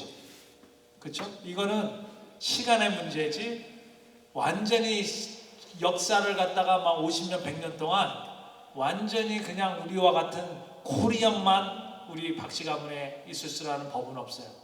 아마 우리 아이들과 그 손자들과 나중에 그 제너레이션들이 이제는 인터메리 같은 거 할 거라고요. 그럼 생각해보세요. 우리 박씨 가문의 우리 할아버지, 증조 할아버지가 생각했을 때는 완전히 바뀐 거예요. 야, 우리 집안이 이렇게 바뀌네. 역사적으로 이거는 중요한 사건인 거예요. 그러면 이 사건을 갖다가 우리가 기억해야 되는 거가 사실은 중요한 거잖아요. 우리의 스토리가 있어야 돼요. 우리 가족의 스토리가. 그래가지고 저는 우리 애들한테, 야, 아빠가 맨 처음에 미국에 와가지고 어떤 일을 겪었는지, 무슨 일들 얘기해서 우리가 모여가지고요, 우리가 밥 먹으면서 그때 있었던 얘기를 하면서 막 웃어요. 왜냐면 너무나 웃긴 일들이 참 많았어요. 그때 보면 영어도 몰랐죠.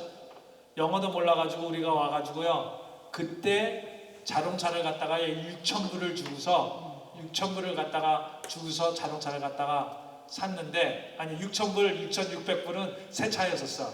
우리 아빠가 산 거는 1,000불짜리 차를 샀어요.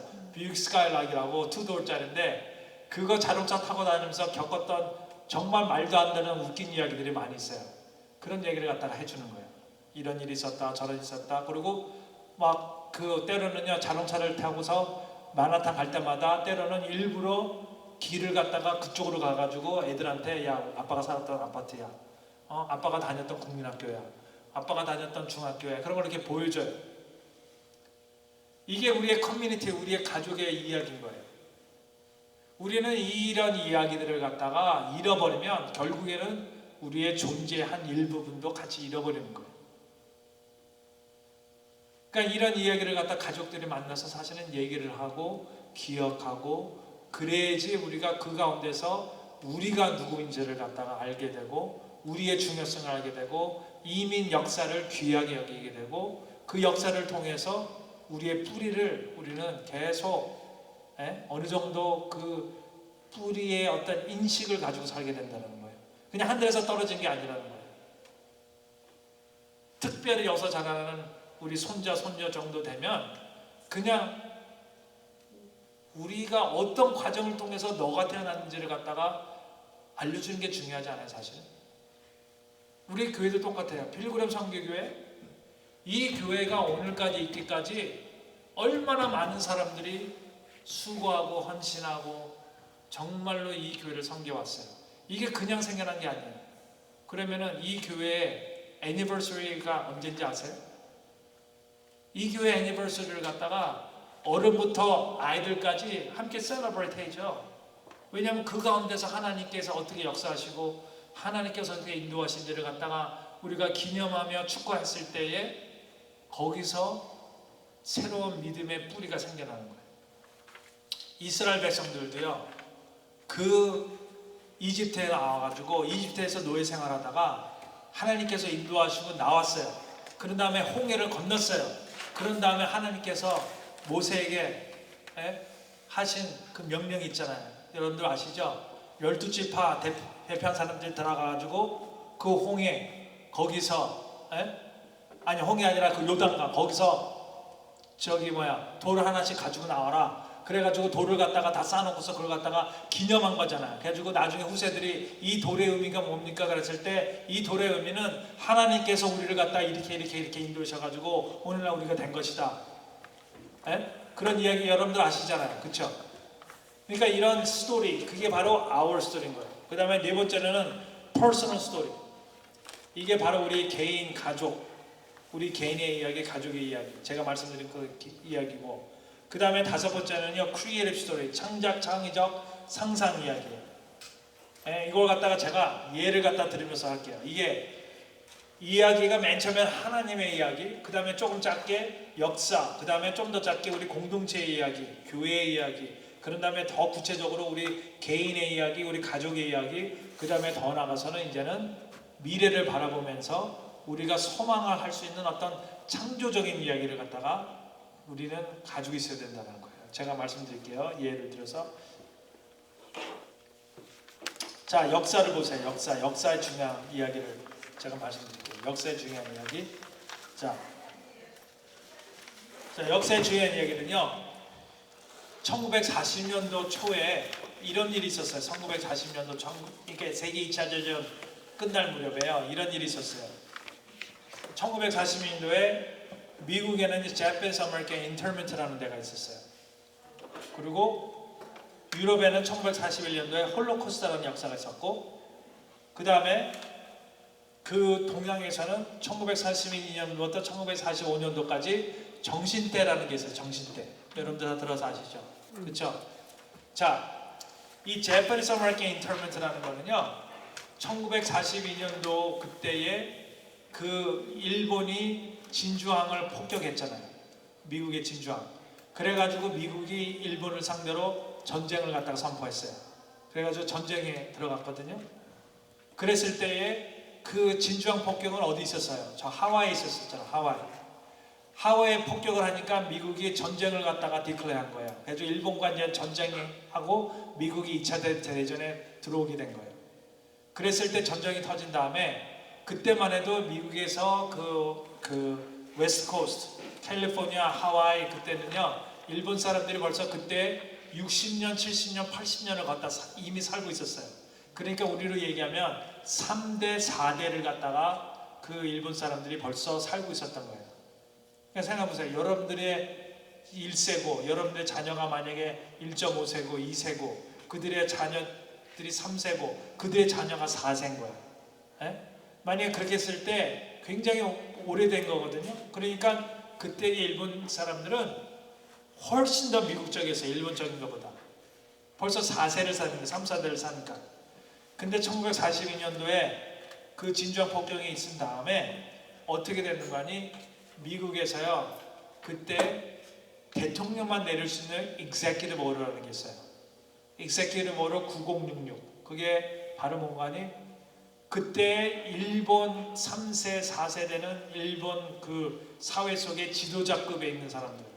소위 말하면 우리는 한국 학교라는 게 있잖아요. 그때도 일본 학교라는 게 있어요. 일본 학교의 교장, 선생들. 그 다음에 일본 사람들의 그 템플들의 그 목사들. 그러니까 우리 생각하면 목사들이죠. 그런 사람들 해주고 그 일본 사회 속의 리더라는 모든 사람들을 다 강제로 포로 수용소로 다 잡아들였어요. 그래가지고 3년 동안 이 사람들이 일본 사람들을 갖다가 10만 명이 넘는 사람들을 갖다가 포로 수용소에다가 3년을 가뒀어요. 그래서 그 안에 완전히 갑자기 벌어진 일이라서 거기다가 포로 수용소를 만들었는데 AC 같은 거는 전혀 없고 그냥 완전히 그냥 그 군대 무슨 뭐 처막식으로 만든 거예요. 그걸 어디다 만들었냐? 애리조나, 네바다, 뭐 캘리포니아 이 서쪽에 있는 거기다가 한 12군데에다가 이거 만든 거예요. 그래가지고 사람들을 다 잡아다가 포로 수용소로 나가서 3년을 갔다가 오서 강제로 나오지도 못하고 그 안에서 학교 다니고 그 안에서 뭐 모든 걸 갖다 살아야 되는 거예요. 그런 일이 있었어요, 미국에. 그 다음에 홀로코스트는 뭐예요? 1941년도에 유럽에서 600만이 넘는 유대인들을 학살했잖아요. 그리고 정신대는 뭐예요? 여기서도 그 여자들 데려다가 성노리개로 그렇게 다 한 거죠. 공동점인 건 세 가지 역사의 공동점이 있는 거는 모두 다 포로 수용소가 있었고요. 그리고 모든 일들이 다 인간의 존엄성을 다 짓밟는 그런 일들이었었어요. 그래가지고 Japanese American Internment라는 게 있었고 홀로코스트가 있었고 그 다음에 정신대가 있었어요. 그러면 이 세 가지 역사 중에요. 오늘날 제일 사람들이 제일 잘 아는 사건이 어느 걸까요? 어느 걸 제일 잘 알아요? 홀로코스트를 제일 잘 알아요. 진짜? 여러분들은 제가 말씀드리기 전에 Japanese American Internment 잘 몰랐죠? 그렇죠? 여기서 자라나는 2세들도 얘기하면 잘 몰라요. 이걸 모르는 사람들이 생각보다 되게 많아요. 그리고 정신대도 우리 한국 사람들 쪽 그쪽에만 동남아시아 그쪽에만 알지 미국 사람들은 컴프로머맨이 뭐냐 물어보세요. 대부분 몰라요. 공부를 하는 학자들은 좀 알지 몰라도요. 보통 사람들은 컴프로머맨 들어보지도 못했어요. 자 보세요. 아주 비슷한 역사가 비슷한 시기에 세계의 세 곳에 일어났어요.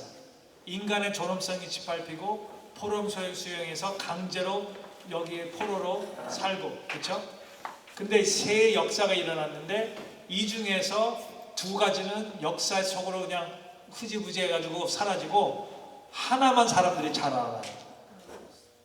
그게 바로 홀로코스트인데 왜 그럴까요? 왜 홀로코스트를 사람들은 잘 알고 왜 Japanese American Internment 컴포먼트 정신을 모를까요? 그 이유는 간단해요.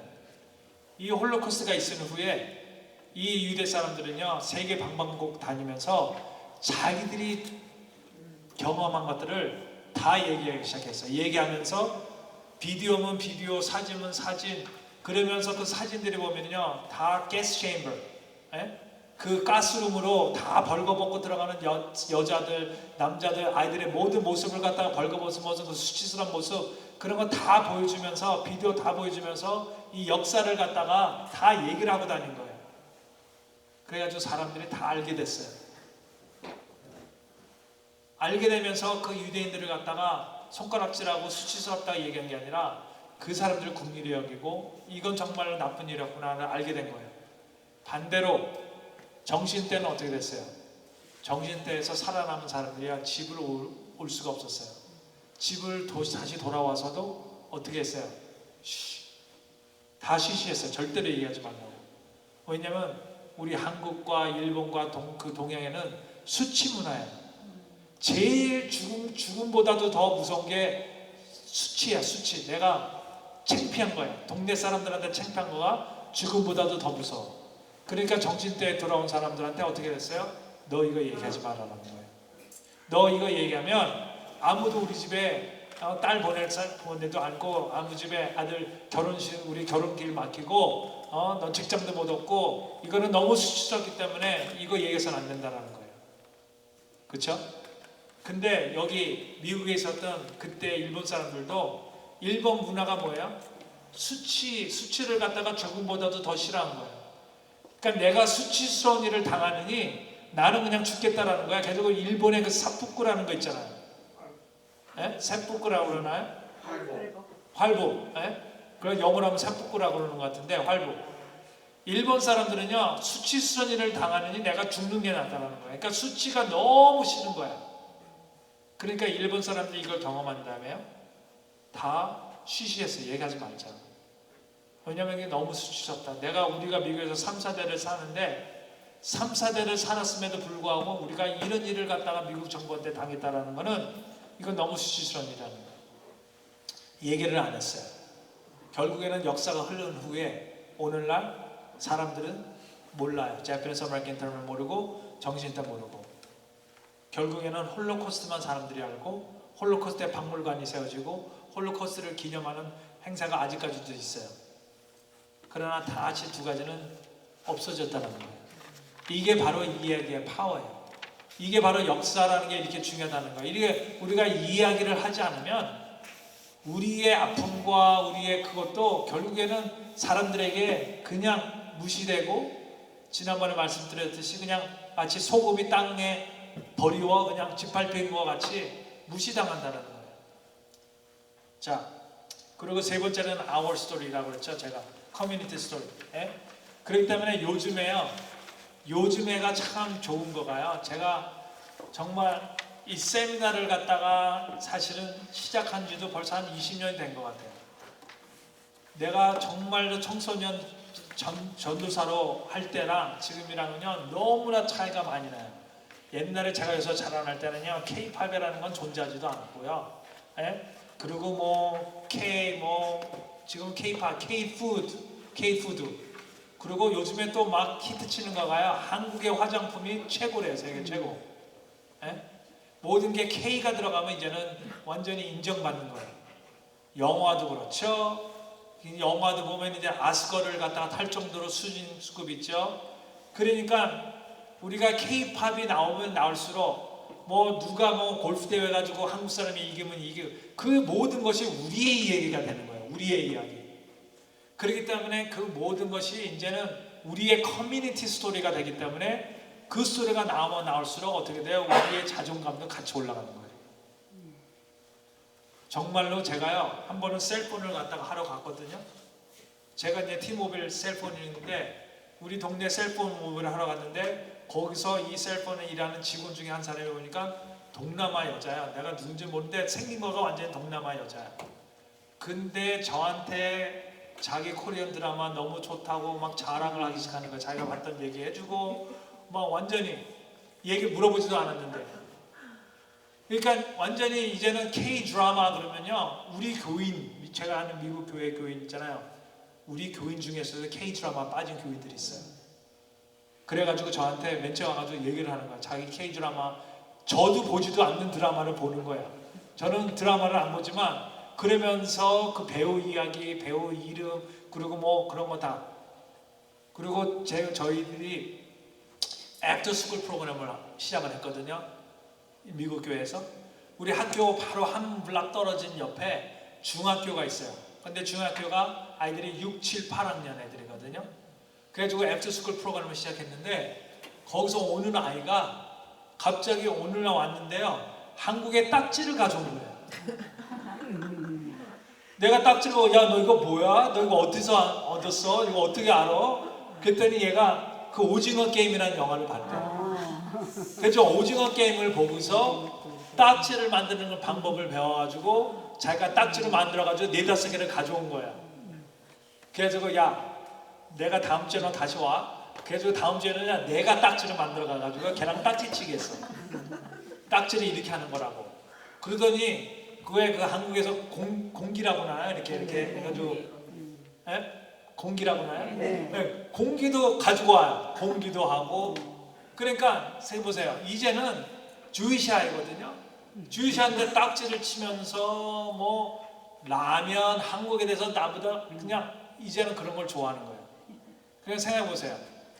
옛날에는요 한국인이라는 거가 창피할 때가 있었어요. 미국에서 살면서 맨 처음에 미국에서 들어온 현대 자동차가 뭔지 아세요? 맨 처음에 미국에 들어온 현대 자동차 기억하시죠? 포니. 그때 들어왔을 때 얼마나 내가 그때 아마 대학생이었나 고등학생이었던 것 같아요. 들어왔는데요. 길거리에서 항구차 보면은요, 막 지나가다가 막 소리 질렀어요. 항구차다, 항구차다 막 그러면서. 예? 얼마만큼 그게 얼마나 자랑스러웠을까요? 그만큼 한국이 알려지지 않았다는 거예요. 한국에서 왔다 그러면 한국이 어딨냐? 한국이 지도에 어디에 박힌지도 몰라. 예? 그렇게 그럴 때가 있었어요. 근데 한국차가요, 그때는요, 폰이 당분간은 좋았어요. 왜냐면 자동차값이 제일 싼 차 중에 하나라서 사람들이 많이 샀거든요. 근데 몇 년 흐른 다음에 그 자동차가 고장도 잘 나고 퀄리티가 안 좋고, 그러니까 현대차가 소위 말하면 조크가 돼서 조크가. 예? 그때는 현대차가 별로 안 좋다고 생각하고 퀄리티도 하고, 심지어 한국 사람들도 샀다가 아유 한국차 절대로 안 사, 그럴 정도였었어요. 근데 지금은 현대 완전히 수준급 차잖아요. 정말 현대 자동차 잘 만들어요. 우리 집에서만 현대를 벌써 몇 대 썼는지 몰라. 이제는 점점 이런 것들이 변하면서 이것이 바로 커뮤니티의 우리의 이야기가, 남의 얘기가 아니고 이게 우리의 얘기가 되면서 결국에는 우리의 소위 말하면 사회의 자리가 더 높아지는 거예요. 그러면서 자존감도 올라가고. 옛날에는 그런 게 없었는데 이제는 K-팝 모든 것들이 하여튼간 이게 이제는 우리 커뮤니티 스토리가 된다는 거예요. 그래가지고요, 이거 보세요. 이게 미국이에요. 미국인데 얘가 K-팝에 빠졌어요. 그래가지고 이 뉴스에서 CNN에서 이 뉴스를 한 거예요. 잘 들어보세요. 이거 뭐 한국말로 번역이 됐으면 좋았을 텐데 그게 없는데 한번 들어보세요. Hi, my name is Eli Alexander. I'm 18 years old and I'm from Ogden, Utah. I am a huge fan of many K-pop groups, of all K-pop groups.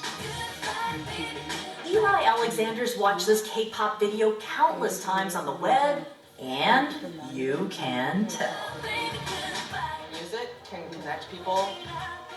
It is an obsession, a devotion that led Eli to dance out of Utah to Southern California. But why and how could the music from my homeland, I was born in Korea, connect with a white kid from Utah? Or the thousands of the fans who turned up on a Saturday morning in Orange County, California for the first Korean pop or K-pop convention in America. Forgive me, you're not really the demographic I think of when I think of K-pop fans. It can look like anything, like any race, like as long as you love the music. You pretty much stop anyone here and ask them how they found out about K-pop. They found out on YouTube. Prior to the internet and the rise of social media, this would have never happened.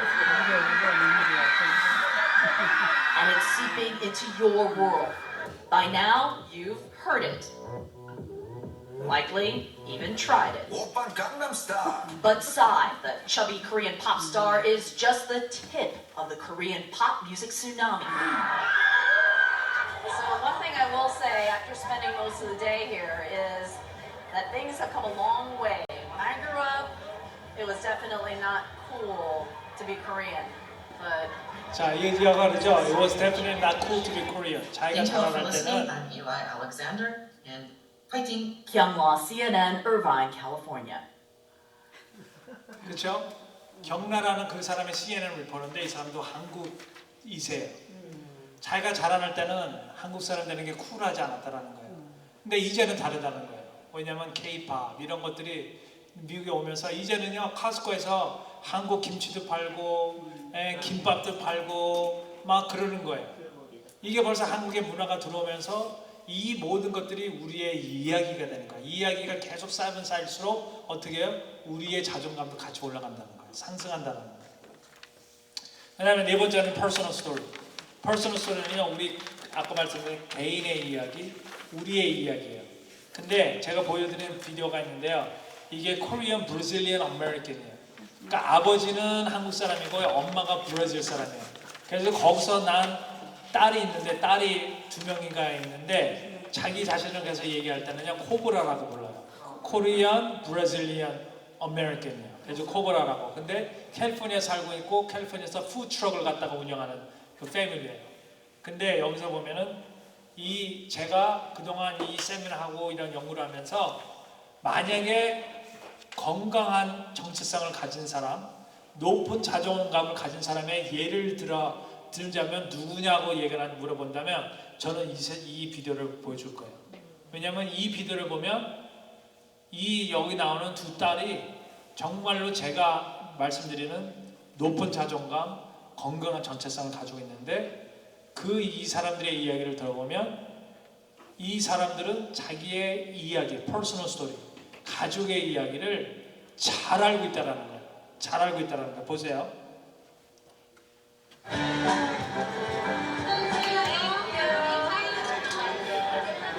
We have a Korean father, Dongjun Kim, and a Brazilian mother, Yuzi Marquez Kim. And we were born in São Paulo, Brazil, but we came here when we were 2 years old. And we've been living in Los Angeles, Koreatown, for almost our whole lives. Yeah. Our whole lives in K-Town. I really, not jokingly, I introduced myself as a cobra. Like a cobra sandwich or something. Which is short. It's short for Korean Brazilian. Half the time people don't know what we are. They look at you and they're like, are you Russian? Are you Spanish? White? Are you Chinese? That all started as like a family catering business. It was just my mom, my dad, and so it was really hard for my mom because she's one person and she gets really tired. So they quit, they stopped doing it. And then when my sister and I got older, they were like, okay, now they can cook. So then we started the food truck to represent the Brazilians, because there's no Brazilian truck. Korean culture, I will never get used to the fact that the son is like gold in the family. I hate that because I feel like, 꼭, 아빠는 or 엄마는, they tend to favor the boy. And I don't think I will ever get used to it. 딸들보다 아들을 갖다가 위하는 그 문화를 자기들이 못하겠다라는 거예요. 아들이 뭐 last name 있다고 햄 얼만큼 있는데 지금 아들, Really difficult Korean English. I understand, not everything, but we speak it really hard. Então eu falei que não tem nenhuma vantagem.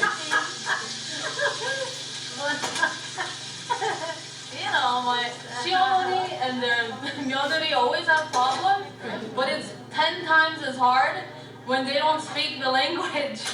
So me and my sister basically grew up translating their fights, So if my mom and my harmony is having a fight, our harmony will say, 네 애미한테 이렇게 말해. And then my mom will say, 저 할머니 this. So we grew up translating their fights.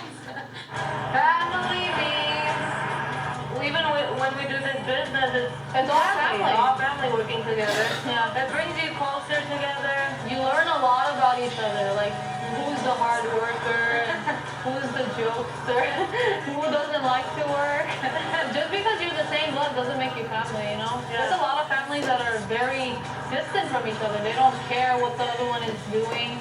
I would never change my family. I like it the way it is. It makes life interesting. Your dad's Korean, your mom's Brazilian. You have a lot of problems to overcome, but there's a lot of positives. If I wasn't half Korean, half Brazilian, I wouldn't speak 4 languages. And speaking 4 languages, I can talk to anybody in Los Angeles, and they give me free stuff. I get to meet a lot of cool people, and so I wouldn't change it. I like it the way it is. I think 자, 여기서요. 여러분들이 정말 다 이해를 했으면 너무 좋겠는데 이 아가씨 얘기하는 거 보면요. 자, 그렇죠? 자기가 코브라, 한국 부모와 브라질 그 어머님이 돼서 태어난 거가 자기의 현실을 모르는 건 아니에요. 그리고 얘기를 하잖아요. 여기에 여러 가지 어려움도 있다. 어려움도 있지만 나는 하나도 바꾸고 싶지 않다. 왜냐면 어려움도 있지만 얻어지는 것도 많다는 거예요. 그러면서 내가 여러 가지 언어도 할 수 있고, 그리고 또 하나는 얘네들이 자라나면서 그 시어머니와 엄마는 브라질이고 시어머니는 한국 분이잖아요. 그러니까 맨날 싸울 때 가운데서 싸움을 통역했다라는 거예요. 그래가지고 네 어머니한테 이렇게 얘기해. 그러면 이제 그 브라질 말로 하면은 또 엄마가 뭐라고 하면 한국말로 또 번역해주고. 그러니까 가정이 싸우는 것도 다 번역하면서 이 아가씨들이 하나는 가정에 일하는 모든 일들을, 모든 스토리를 다 알고 있는 거예요. 같이 장사를 하면서 누가 게으름장이 풀리고 게으름 풀고 누가 더 열심히 일하고, 그렇죠? 좋은 거 안 좋은 거 다 알고 있다라는 거예요. 이야기를 다 알고 있다라는 거예요. 그러면서 가족의 귀함도 알게 되고, 그러면서 아, 내가 여러 가지 다른 아이들과는 다르지만, 자기 부모가 다 한국 사람 가진 그 아이들과 나는 많이 다르지만, 아, 나한테는 이런 또 좋은 게 있구나 라는 걸 갖다가 깨닫게 되면서 결국에는 어떻게 돼요? 아까 말씀드렸듯이 다르다는 걸 갖다가 데피시트, 문제나 수치스러운 걸로 생각하지 않고, 다르다는 것을 아, 이게 바로 나의 독특한 거구나, 나만이 가지고 수 있는 굉장히 특별한 이게 하나님의 또 은혜구나, 우리가 신앙적으로 표현하자면 그렇게 깨닫게 된 거죠. 무슨 말인지 아시겠어요? 이게 바로 건강한 정체성을 가진 사람의 이야기예요.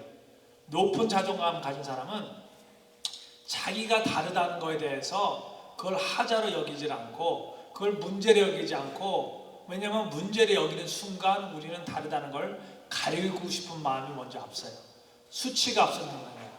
근데 그게 아니라 다르다는 걸 갖다가 자기가 독특하다는 걸로 해석을 하는 거예요. 다르게 이해하는 거예요.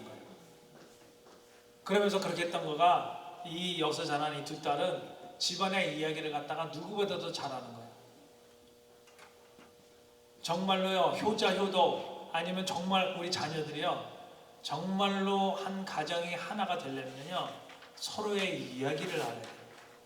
부모가 아이들 삶 속에 아이들이 무엇을 고민하고, 부모 삶 속에 아이들이 어떤 삶을 살아가고 있는 거 전혀 모르고, 아이들이 부모가 가지고 있는 바람이 뭔지 모르고, 소망이 뭔지 모르고, 부모의 마음을 헤아릴 수 없는 자식들, 이거야말로 아까 이 여자가 얘기했듯이 같은 블러드, 같은 피가 있다 가지고 가족이 아니다라는 거예요.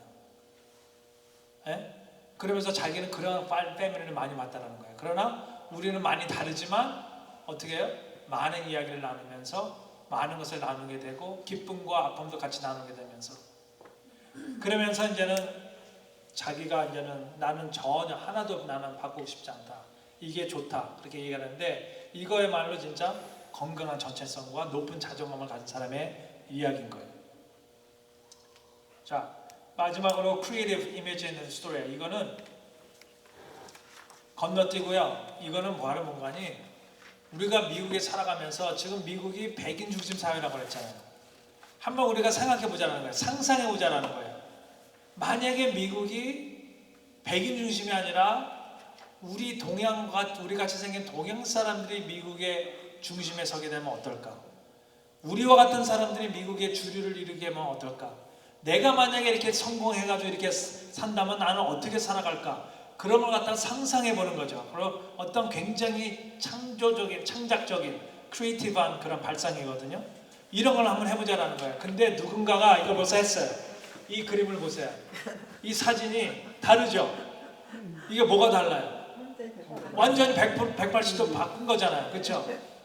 그러면서 이런 사회가 과연 하루 이런 사회를 갖다가 우리가 향해서 갈 수 없을까? 무슨 말인지 아시겠어요? 우리가 미국에서 비록 늦게 와가지고 지금은 변두리에 살고, 우리가 정말 소외당하고 인종차별도 당하고 이런 속에서 살고 있지만, 우리가 계속 이 자리에서 우리의 자리를 만들어가고 뿌리를 내리고 이 사회에서 우리가 더 발전해 가면서 이 사회를 갖다가 우리가 이런 모습으로 변화시킬 수 없을까라는 그 상상을 해보자라는 거예요. 그런 소망의 그런 생각을 한번 갖자라는 거예요. 이런 스토리, 이런 이야기, 지금은 이루어지지 않았지만 미래를 바라보면서 우리가 이런 이야기를 갖다가 한번 생각해보고 만들어가지 않으면 우리는 그 미래에 도달할 수가 없다는 거예요. 무슨 말인지 아세요? 먼저 우리 속에 이런 세상을 꿈꾸는 사람만이 결국에는 그 꿈을 이루어간다는 거예요. 그래가지고 이런 거 있죠. 네? 그 다음에 이거 보세요. 모든 바비달 여러분들 아세요? 그 손녀들이 여자들 보면 여기서 바비달 가지고 놀잖아요. 바비달은 다 백인들이에요. 거의 다 백인들이야. 그 백인을 한 인형들이에요. 근데 여기서는 다 멕시칸 흑인 인형들이잖아요. 그러니까 누군가가 이걸 갖다가 한번 바꿔서 한번 이 세상을 바라보는 그 상상을 갖다가 상상력을 갖다가 발휘해가지고 이런 걸 갖다가 작품을 만든 거예요. 그 다음에 이거 그렇죠? 항상 보면 멕시칸 사람들이 호텔에서 일하고 청소부고 그렇지만 이 여기는 뭐예요? 멕시칸이 손님이고 백인이 청소부고 완전히 모든 걸 갖다 좀 뒤바뀌어서 생각하는. 두 번째로는요, 이제 시간이 많이 흘러갔는데 두 번째로는 비전, 철학 키우기예요. 자, 우리가 이야기가 많이 있는 이야기가 있어야 되고요, 이야기. 근데 이야기가 많이 생기게 되면 이야기가 풍부해지잖아요. 그러면 그 이야기 속에서요, 뭐가 나오는 거냐? 철학이 나와요, 철학. 그래서 우리는 철학이 있어요, 철학. 이야기를 통해서 우리는 철학을 만들어야 돼요. 이렇게 이해하시면 돼요. 여러분들 뜨개질 해보셨죠? 뜨개질. 뜨개질하는 건 뭐야? 실이야, 실. 그러나 그 실이 계속 모이면 어떻게 돼요? 그게 모자도 되고 장갑도 되고 그러잖아요. 우리의 이야기가 계속 모이다 보면 그 이야기 속에서 의미를 찾게 되고 의미를 찾게 되면 그것이 철학이 되는 거예요. 그렇죠? 그래가지고 우리는 공동적인 이야기뿐만이 아니라 철학이 있어야 돼요. 우리는 철학이 있어야지만이 우리가 새로운 꿈을 가질 수 있고 목적을 갖게 되고 그 다음에 목적을 이루는 삶을 살게 되는데 그래가지고 그 전혜상 박사 제가 지난 말씀드렸는데 섬기는 부모가 큰 자녀를 키운다라는 책을 쓰신 분이에요. 근데 이분이 그 책에서 이런 말씀하셨어요. 그분이 전혜상 박사는 자녀를 키울 때 덕승제라는 철학을 가지고 키우셨다는 거예요. 덕승제. 덕승제라는 유교의 사상에 깊이 뿌리 내린 어떠한 그 철학이에요. 덕승제는 뭔가니 덕이 제주를 앞서야 한다는 거예요. 제주가 덕을 앞서면 안 된다는 거예요. 그래서 영어로는 It's nice to be important, but it is more important to be nice. 그렇죠? 그래가지고 자녀를 키울 때 너가 똑똑하고 너가 정말로 성공적으로 살아가고 너가 상을 많이 받고 너가 이기고 우승하고 그런 거 너가 많은 것을 갖다가 이루는 거 중요한데 그거보다 더 중요한 거는 너가 덕을 세우는 것이라는 거예요. 먼저 좋은 사람이 되라는 거예요. 성공적인 사람 이전에 너는 먼저 좋은 사람이 되어야 된다는 거예요. 그게 바로 그 가정의 철학이었었어요. 그래가지고 이분이 키운 자녀들의 이야기를 보면 여러분들이 다 그럴 거예요. 야, 정말로 훌륭한 분이구나. 정말 훌륭한 분이에요. 이분의 자녀들은 다 예일, 아이빌리그 나와가지고 그게 성공한 게 아니라 그 후에 재판장으로 정치인으로 이걸로 해가지고 굉장히 많은 일을 갖다가 하는 이 사회를 갖다가 정말로 섬기는 사람들이 다 됐는데 제주 덕승제 이것이 이분의 철학이었었어요. 덕은 나만의 이익보다 요구보다도 남도 같이 생각하면서 공동의 가치를 추구하는 것이라는 거예요. 쉽게 얘기하면요, 우리가 자녀 교육을 할 때 여러분들 자녀들이 성공하기를 원하잖아요. 여기서 자녀를 성공하기 원하지 않는 사람은 하나도 없어요. 그리고 우리 자녀들이 다 성공을 해야 돼. 그게 우리가 기도하는 거고 우리가 소망하는 거예요. 그러나 여러분들의 자녀들이 성공하는 것이 우리가 중요시 생각해야 되는 것은 우리 자녀들이 리더가 되기를 원하느냐 엑스퍼트가 되기를 원하느냐는 거예요. 리더와 엑스퍼트의 차이를 여러분들 아세요? 제가 리더와 엑스퍼트의 차이를 저한테 설명하면 저는 이렇게 설명하고 싶어요. 엑스퍼트는요, 자기가 하는 분야에서 최고가 되는 거예요.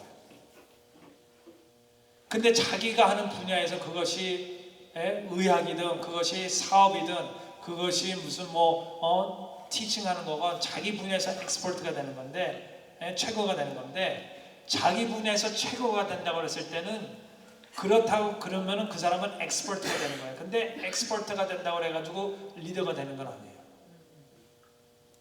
엑스퍼트가 리더가 되려면 어떻게 돼요? 엑스퍼트 내가 해가지고 심장 전문의가 됐어. 아니면 내가 비즈니스를 해가지고 너무나 성공을 해가지고 내가 가게를 갖다가 막 뉴욕에 막 10개까지도 막 열고 그래. 가지고 성공을 했어요. 그럼 내가 비즈니스 엑스퍼트잖아요. 근데 내가 성공을 했는데 나만 좋아. 내 가족만 좋고 나만 잘 돼요. 그럼 그 사람은 엑스퍼트예요. 절대로 리더가 될 수가 없어요. 근데 리더는 누구냐? 자기가 잘됨으로 말미암아서 내 주위에 있는 사람들, 내 공동체, 내 민족이 다 같이 잘 됐을 때에 그 사람이 진정한 리더가 되는 거예요. 무슨 말인지 아시죠? 제가 제일 좋아하는 그 구절 중에 하나는요, 시편 1편이에요. 왜냐하면 시편 1편에 보면은 복 있는 사람과 그렇지 않은 사람의 이야기가 나와요. 복 있는 사람은 하나님의 말씀을 주야로 묵상하는 사람이고, 그 사람의 삶은 시냇가에 심은 나무와 같으니 그는 잎사귀가 마르지 아니한 것 같고, 그런 이야기가 나오잖아요. 근데 복된 사람의 이야기를 얘기할 때 그 많은 비유를 중에서 시냇가에 심은 나무라는 비유를 사용해가지고 복된 사람의 이야기를 해요. 저는 그것에 참 신기하다고 생각했어요. 왜 복된 사람을 갖다가 나무로 비유했을까? 근데요, 더 중요한 거는 이 시편이 쓰여질 때에 이 시편이 어디서 쓰여졌어요? 이런 뉴저지 같이 풍성한 나무도 많고 이런 푸른 이런 풀도 많고 이런 데서 쓰여졌나요? 아니면은 저 팔레스타인의 사막이 많은 곳에 쓰여졌나요? 사막이 많은 곳에, 그런 데서 쓰여진 거예요, 시편이. 그러면서 그 저자가 복된 사람을 얘기할 때 물이 흐르지 않는 사막 가운데 물이 흐르는 걸 생각하면서 거기에 심어진 나무를 생각한 거예요. 근데 더 중요한 거는 뭔지 아세요? 나무가 그 잎사귀가 마르지 아니한 것 같고 그 계절에 따라 그 과일을 맺는다는 얘기가 나와요. 그렇죠? 그러면 생각해보세요. 나무가 시냇가에 심어가지고 점점 크면서 잎사귀가 풍성해지고 나중에는 과실이 굉장히 많이 맺혀요. 그러면은 그 과일을 누가 먹어요? 나무가 먹어요? 나무는 절대로 안 먹어요. 자기가 맺은 과실은 나무가 먹는 법이 없어요. 나무는 그렇게 성장하고 난 다음에 그 잎사귀가 풍성해지고 그러면 자기가 좋은 게 없어. 나무는 잎사귀가 풍성해지면 어떻게 돼요? 새들한테 좋고 그 주위에 있는 생명이 그 나무 하나 때문에 풍성해지는 거예요. 그늘에 와서 쉬기도 하고 둥지도 만들고 거기서 새가 알을 까고 더 많은 새들이 생기고, 그 다음에 과실이 생겨요. 과일이 생기면 어떻게 해요? 동물들이 와서 따먹고 사람들이 와서 따먹고, 그 나무 하나가 결국에는 그 주위의 삶을 갖다가 어떻게 해요? 복되게 하는 거예요. 기름지게 하고 많은 사람들이 그 나무 하나 때문에 삶이 즐거워지는 거예요. 무슨 말인지 아시죠? 이것이 성경에서 얘기하는 복된 삶의 모습이라는 거예요. 그렇기 때문에요, 정말 리더가 된다라고 하는 것은 이 나무와 같은 존재가 되는 거예요. 자기 하나가 잘 돼가지고 내 가족을 갖다가 어떻게 하면 더 행복하게 내 가족만, 내 자식만 잘 되는 게 아니라 나의 잘됨이 결국에는 내가 다른 사람들의 복이 될 수 있도록, 다른 사람들이 또 잘 될 수 있도록 하나님께서 아브라함에게 주신 최고의 복은요, 그거는 그 자식들이 별같이 많고 모래사장, 바다의 모래산같이 모래알같이 많고 그 큰 많은 자손과 그 많은 땅과 그 다음에 그 아브라함 다수에서 나오는 그 왕권, 그런 파워, 그런 거가 아브라함의 최고의 복이 아니고요. 아브라함의 최고의 복은 바로 뭔가니 하나님께서 그랬어요. 내가 너로 하여금 이 세계 모든 민족이, 모든 온 세상이 복을 받게 하리라 그랬어요.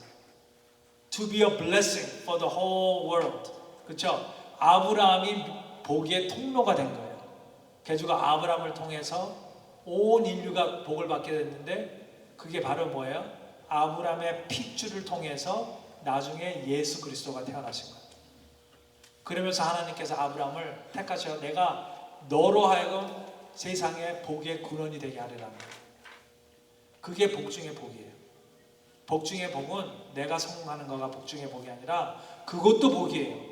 근데 으뜸가는 복은 내가 다른 사람의 복의 근원이 되는 거예요. 자, 그래가지고요, 비전 철학. 그래가지고 예수님께서 그랬죠. 그러므로 염려하여 이르기를 무엇을 먹을까, 무엇을 마실까, 무엇을 입을까 하지 말라. 이는 다 이방인들이 구하는 것이라. 너희는 먼저 그의 나라와 그의 의를 구하라. 그리하면 이 모든 것을 너에게 구하시리라. 이게 바로 예수님께서 주신 또 철학이에요. 인생 철학이에요. 우리 믿는 사람들은 눈에 보이는 어떠한 무엇을 먹을까 마실까 입을까 이런 눈에 보이는 이런 물질적인 거에 대해 거기에 포커스가 가면 안 된다는 거예요. 여기서 중요한 거는요, 예수님께서는요 그것이 하나도 필요 없다 그렇게 얘기하는 건 절대로 아니에요. 예수님께서는요 그것이 필요 하나도 없다 그게 아니라 뭐예요? 먼저 우리의 우선순위예요. 우선순위. 우리가 우선순위를 잘 먼저 해야 된다는 거예요. 먼저 우리는 그의 나라와 그의 의를 구하는 거예요. 그 이전에 다른 것들이 중요하지 않다는 게 아니라 우리의 우선순위, 우리가 인생을 살아갈 때 우리가 무엇을 먼저 추구해야 되는가 먼저 하는 것이 중요한 거예요. 에? 이 먼저 우선순위를 잘못하면은 그 다음에는 아무리 우리가 모든 걸 잘하려고 해도요 잘 될 수가 없어요. 여러분 생각해보세요. 내가 지금 오늘 오기 전에 와이셔츠를 입었는데 제일 먼저 단추를 갖다 여기다 꺼야 되는데 이 우선순위를 갖다가 빼고서 이걸 갖다가 내가 두 번째다가 껴봐요. 그 다음에는 아무리 내가 해도 옷이 좀 이상하게 맞을 거란 말이에요. 우선순위. 그래서 먼저 그의 나라와 그의 의를 구하라. 저는요 이걸 보면서 예수님께서 우리에게 주신 특별히 믿는 사람들이라면 이것이 삶의 철학이 아닐까. 그래가지고 어떤 소유가 아니라 우리는 의미를 찾아가는 그게 더 삶에 더 중요한 우리의 목적 있는 삶이 되어야 되지 않을까. 세 번째로는 공동체, 마지막으로는 공동체예요. 자, 이야기가 있죠. 철학이 있죠. 근데 이 모든 것들이 그냥 추상적인 말로 끝나면 안 되고요. 눈에 보여져야 돼요. 눈에 보여주고 경험되어져야 돼요. 그러려면은 우리 그것이 어디서 경험되어지냐? 우리의 공동체예요. 믿음의 공동체, 가정의 공동체, 더 나아가서는 우리 한인의 공동체, 또 더 나아가서는 미국의 공동체. 이게 공동체라는 것이 굉장히 중요한데 왜냐하면 이 공동체를 통해서 우리는 사회적인 인간이기 때문에 우리의 필요한 모든 그러한 도움이라든지 그런 교육을 받게 되고 거기서 경험하게 되고 공동체를 통해서 우리는 우리를 인스파이어 해주는 정말 우리에게 영감을 주는 그런 롤모델을 갖다가 우리는 공동체에서 경험하게 되고 그렇죠? 우리가 정말 우리 자수성 가는 사람은 하나도 없어요. 항상 우리는 누구를 통해서 영감을 받고 누구의 도움을 받아서 누구의 지도를 받아서 롤모델을 통해서 우리가 오늘날 우리가 되는 건데 그것이 다 그렇기 때문에 공동체라는 것이 있어야 된다는 거예요. 공동체. 그렇기 때문에 우리가 그냥 한마디로 줄이자면 높은 자존과 건강한 정체성을 가진 우리가 되기 위해서 또 우리의 그런 자손들을 키워내기 위해서 우리는 이야기가 있어야 되고 우리는 철학이 있어야 되고 그 다음에 우리가 소속해서 함께 삶을 나눌 수 있는 그리고 우리가 얘기하고 소망하는 것들을 우리가 눈에 보고 느끼고 경험할 수 있는 공동체가 있어야 된다는 거예요. 그게 바로 필그램 선교교회가 그 공동체가 되어야 되고 여러분들의 가족이 그 공동체가 되어야 되고 우리가 모이는 그곳이 그런 공동체가 되어야 된다는 것입니다. 감사합니다. 저 오늘 또 자, 우리 그러면은 다 같이 기도하고 마치도록 하겠습니다. 사랑의 하나님 아버지, 오늘도 긴 시간 많은 이야기를 나눴습니다. 정말로 우리 많은 것을 들었는데 우리 마음속에 정말 이 들은 이야기들이 우리 마음의 옥토에 좋은 씨앗으로 떨어지게 하시고 우리의 삶 속에서 정말 우리의 이 생각들이 더욱더 성장해서 더 많은 것을 깨닫고 더 많은 것을 우리가 경험하고 또 이루어갈 수 있는 우리 모두 되게 하여 주시옵소서. 아버지 하나님, 우리 삶 속에 오늘까지 함께 동행해 주시고 우리 삶 속에 역사하신 그 하나님의 이야기들과 우리의 역사와 공동체와 우리 가족과 개인의 이야기들을 우리가 계속해서 정말 나누게 하시고 또 이야기를 통해서 우리 삶 속에 정말 거룩한 철학과 삶의 목적을 깨닫게 하시고 그것들이 우리의 공동체에서 함께 사라져가고 경험되어지고 우리 삶 속에 정말 살아있는 간증이 될 수 있는 놀라운 축복을 우리 모두에게 특별히 우리 가족들과 우리 자손들에게 하나님 아버지 허락하여 주시옵소서. 저희들도 이제 이 자리를 떠나서 또 우리의 삶으로 돌아갈 때 하나님 저희들과 함께 동행하여 주시고 우리의 삶 속에 우리가 순간순간 하나님의 임재하심을 경험하며 정말 우리가 믿음의 사람들로서 이 세상에 빛과 성과 같은 존재로 살아가는 우리 모두 되게 하여 주시옵소서. 감사드리며 예수님 이름으로 기도드렸습니다. 아멘. 감사합니다.